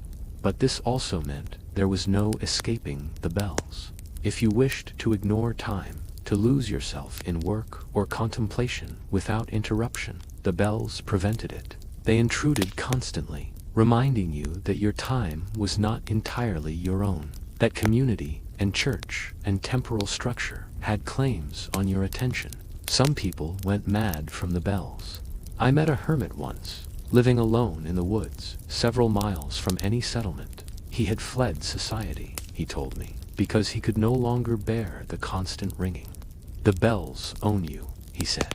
They tell you when to wake, when to work, when to pray, when to sleep. They give you no peace, no silence, no sovereignty over your own hours. He lived by sun and stars instead, rising at dawn without need for bells to wake him, resting when tired, working when inspired. He claimed this freedom was worth the poverty and isolation of his choice. Most people, however, accepted the bells as natural and necessary. Life without bells would have felt chaotic, unstructured, dangerously close to the disorder that always threatened to overwhelm medieval society. The bells were, in a sense, the audible equivalent of sumptuary laws. Just as clothing marked your social position visually, bells marked your temporal position audibly. They reminded you constantly that you lived within systems, religious, social, economic, that structured your existence, whether you consented or not. And like all the medieval regulations we have explored, the bells made perfect sense to those who lived under their reign. They provided order, they synchronized communities, they announced important information, they connected earth to heaven through sound. That they also controlled, restricted, and regulated was simply the price of living in community. Freedom, as medieval people understood it, was not the absence of structure, but living properly within the structure that sustained you. The bells spoke this truth every hour, every day, every year, and the people listened, obeyed, and found in that obedience the rhythm and pattern that made life comprehensible in an incomprehensible world. Chapter 15. The Echo That Remains. We have journeyed far together, my friend, through the strange landscape of medieval law.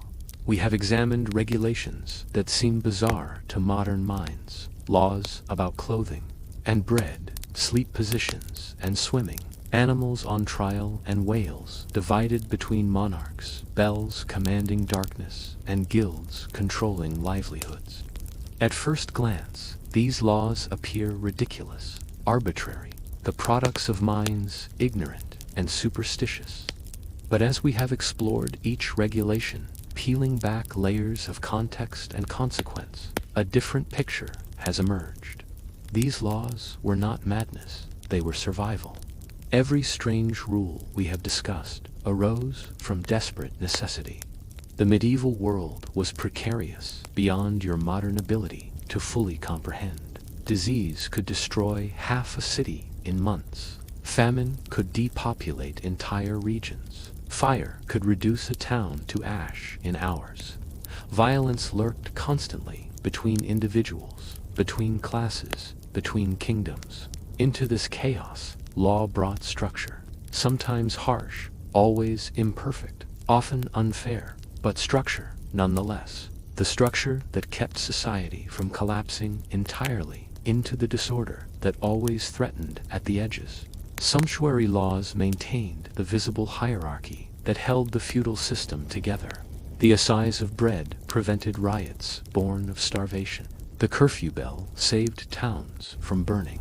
Trials by ordeal provided final judgments in a world without investigation. Hunting laws preserved resources while demonstrating noble power. Bathing restrictions, wrong in their reasoning, accidentally slowed disease spread. Animal trials restored cosmic order after violations. Strange sleeping positions reflected medical theories that, however incorrect, demonstrated attention to health. Bee protections ensured access to the only sweetener and the finest illumination. First finder laws created accountability where no police existed. Royal fish prevented disputes over valuable resources. Sunday rest, however constrained, protected workers from endless exploitation. Guilds maintained quality standards while creating economic security. and bells structured time itself, making coordination possible in a world without clocks. Each law was a thread in the great tapestry of medieval order. Pull one thread, and others might unravel. The system was integrated, interconnected, with each strange regulation supporting others in ways not always obvious. This is what we lose when we mock medieval law as merely ridiculous. We lose the understanding that law is always a response to circumstances.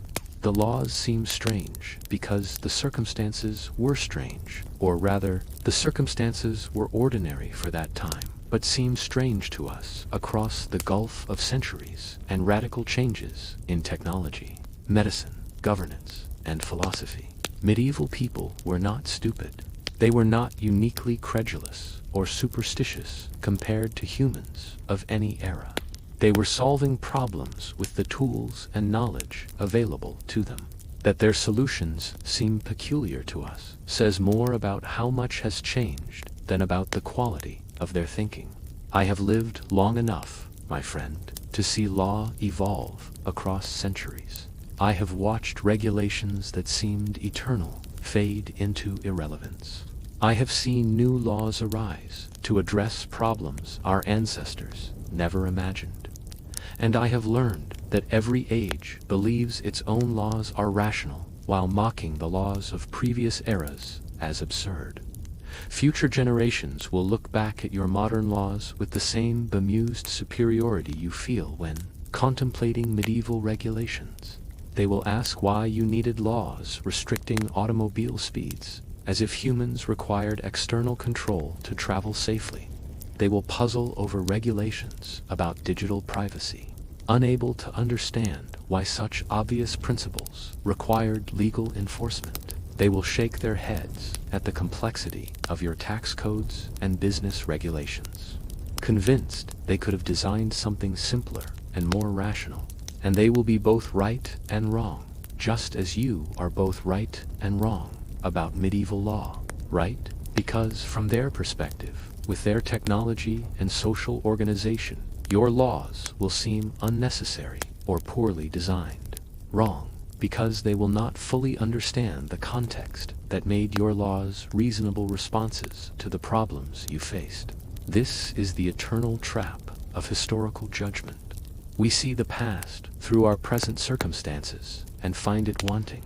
We forget that the present was not available to the past, that people can only work with the knowledge and tools they possess. The medieval laws we have explored were not perfect. Many caused suffering. Many were enforced unevenly, benefiting the powerful while oppressing the weak. Many were based on false premises and incorrect theories. But within their context, they made sense. They served purposes. They held together a world that would otherwise have fragmented into violence and chaos. And this, perhaps, is the deepest lesson these strange laws can teach. Law is not abstract principle descended from philosophical heaven. Law is pragmatic response to practical problems, shaped by available knowledge and existing power structures. It reflects the society that creates it, its fears, its values, its understanding of how the world works. Medieval law reflected a society that feared chaos above all else, that valued order even at the cost of freedom, that believed hierarchy was divinely ordained and must be maintained through constant reinforcement. It reflected a world of scarcity where resources must be carefully rationed and protected. It reflected religious certainty that connected all human activity to divine will. We no longer share those fears, those values, that certainty, and so their laws seem alien to us. But future generations will not share your fears and values either. Your laws will seem equally alien to them. The strange laws of the medieval world are mirrors. In them, we see not just the medieval past, but ourselves, our assumptions, our blindnesses, our certainty that our way is the rational way, and all others are merely historical curiosities. The laws were strange, but the people who lived under them were not. They were humans like you, trying to survive, trying to make sense of their world, trying to create order sufficient to allow life to continue. They did this through law, flawed, harsh, sometimes ridiculous law, but law that worked well enough to carry European civilization through centuries of plague and war and famine. And that, my friend, is no small accomplishment. Mock the laws if you wish, but remember the people who lived under them, who made them work, who passed them down to us as part of the long human struggle to build society from the raw material of chaos. And thus ends another memory from ages long past. If you have found a spark of wonder here, stay a while longer, for there are countless tales yet to be remembered.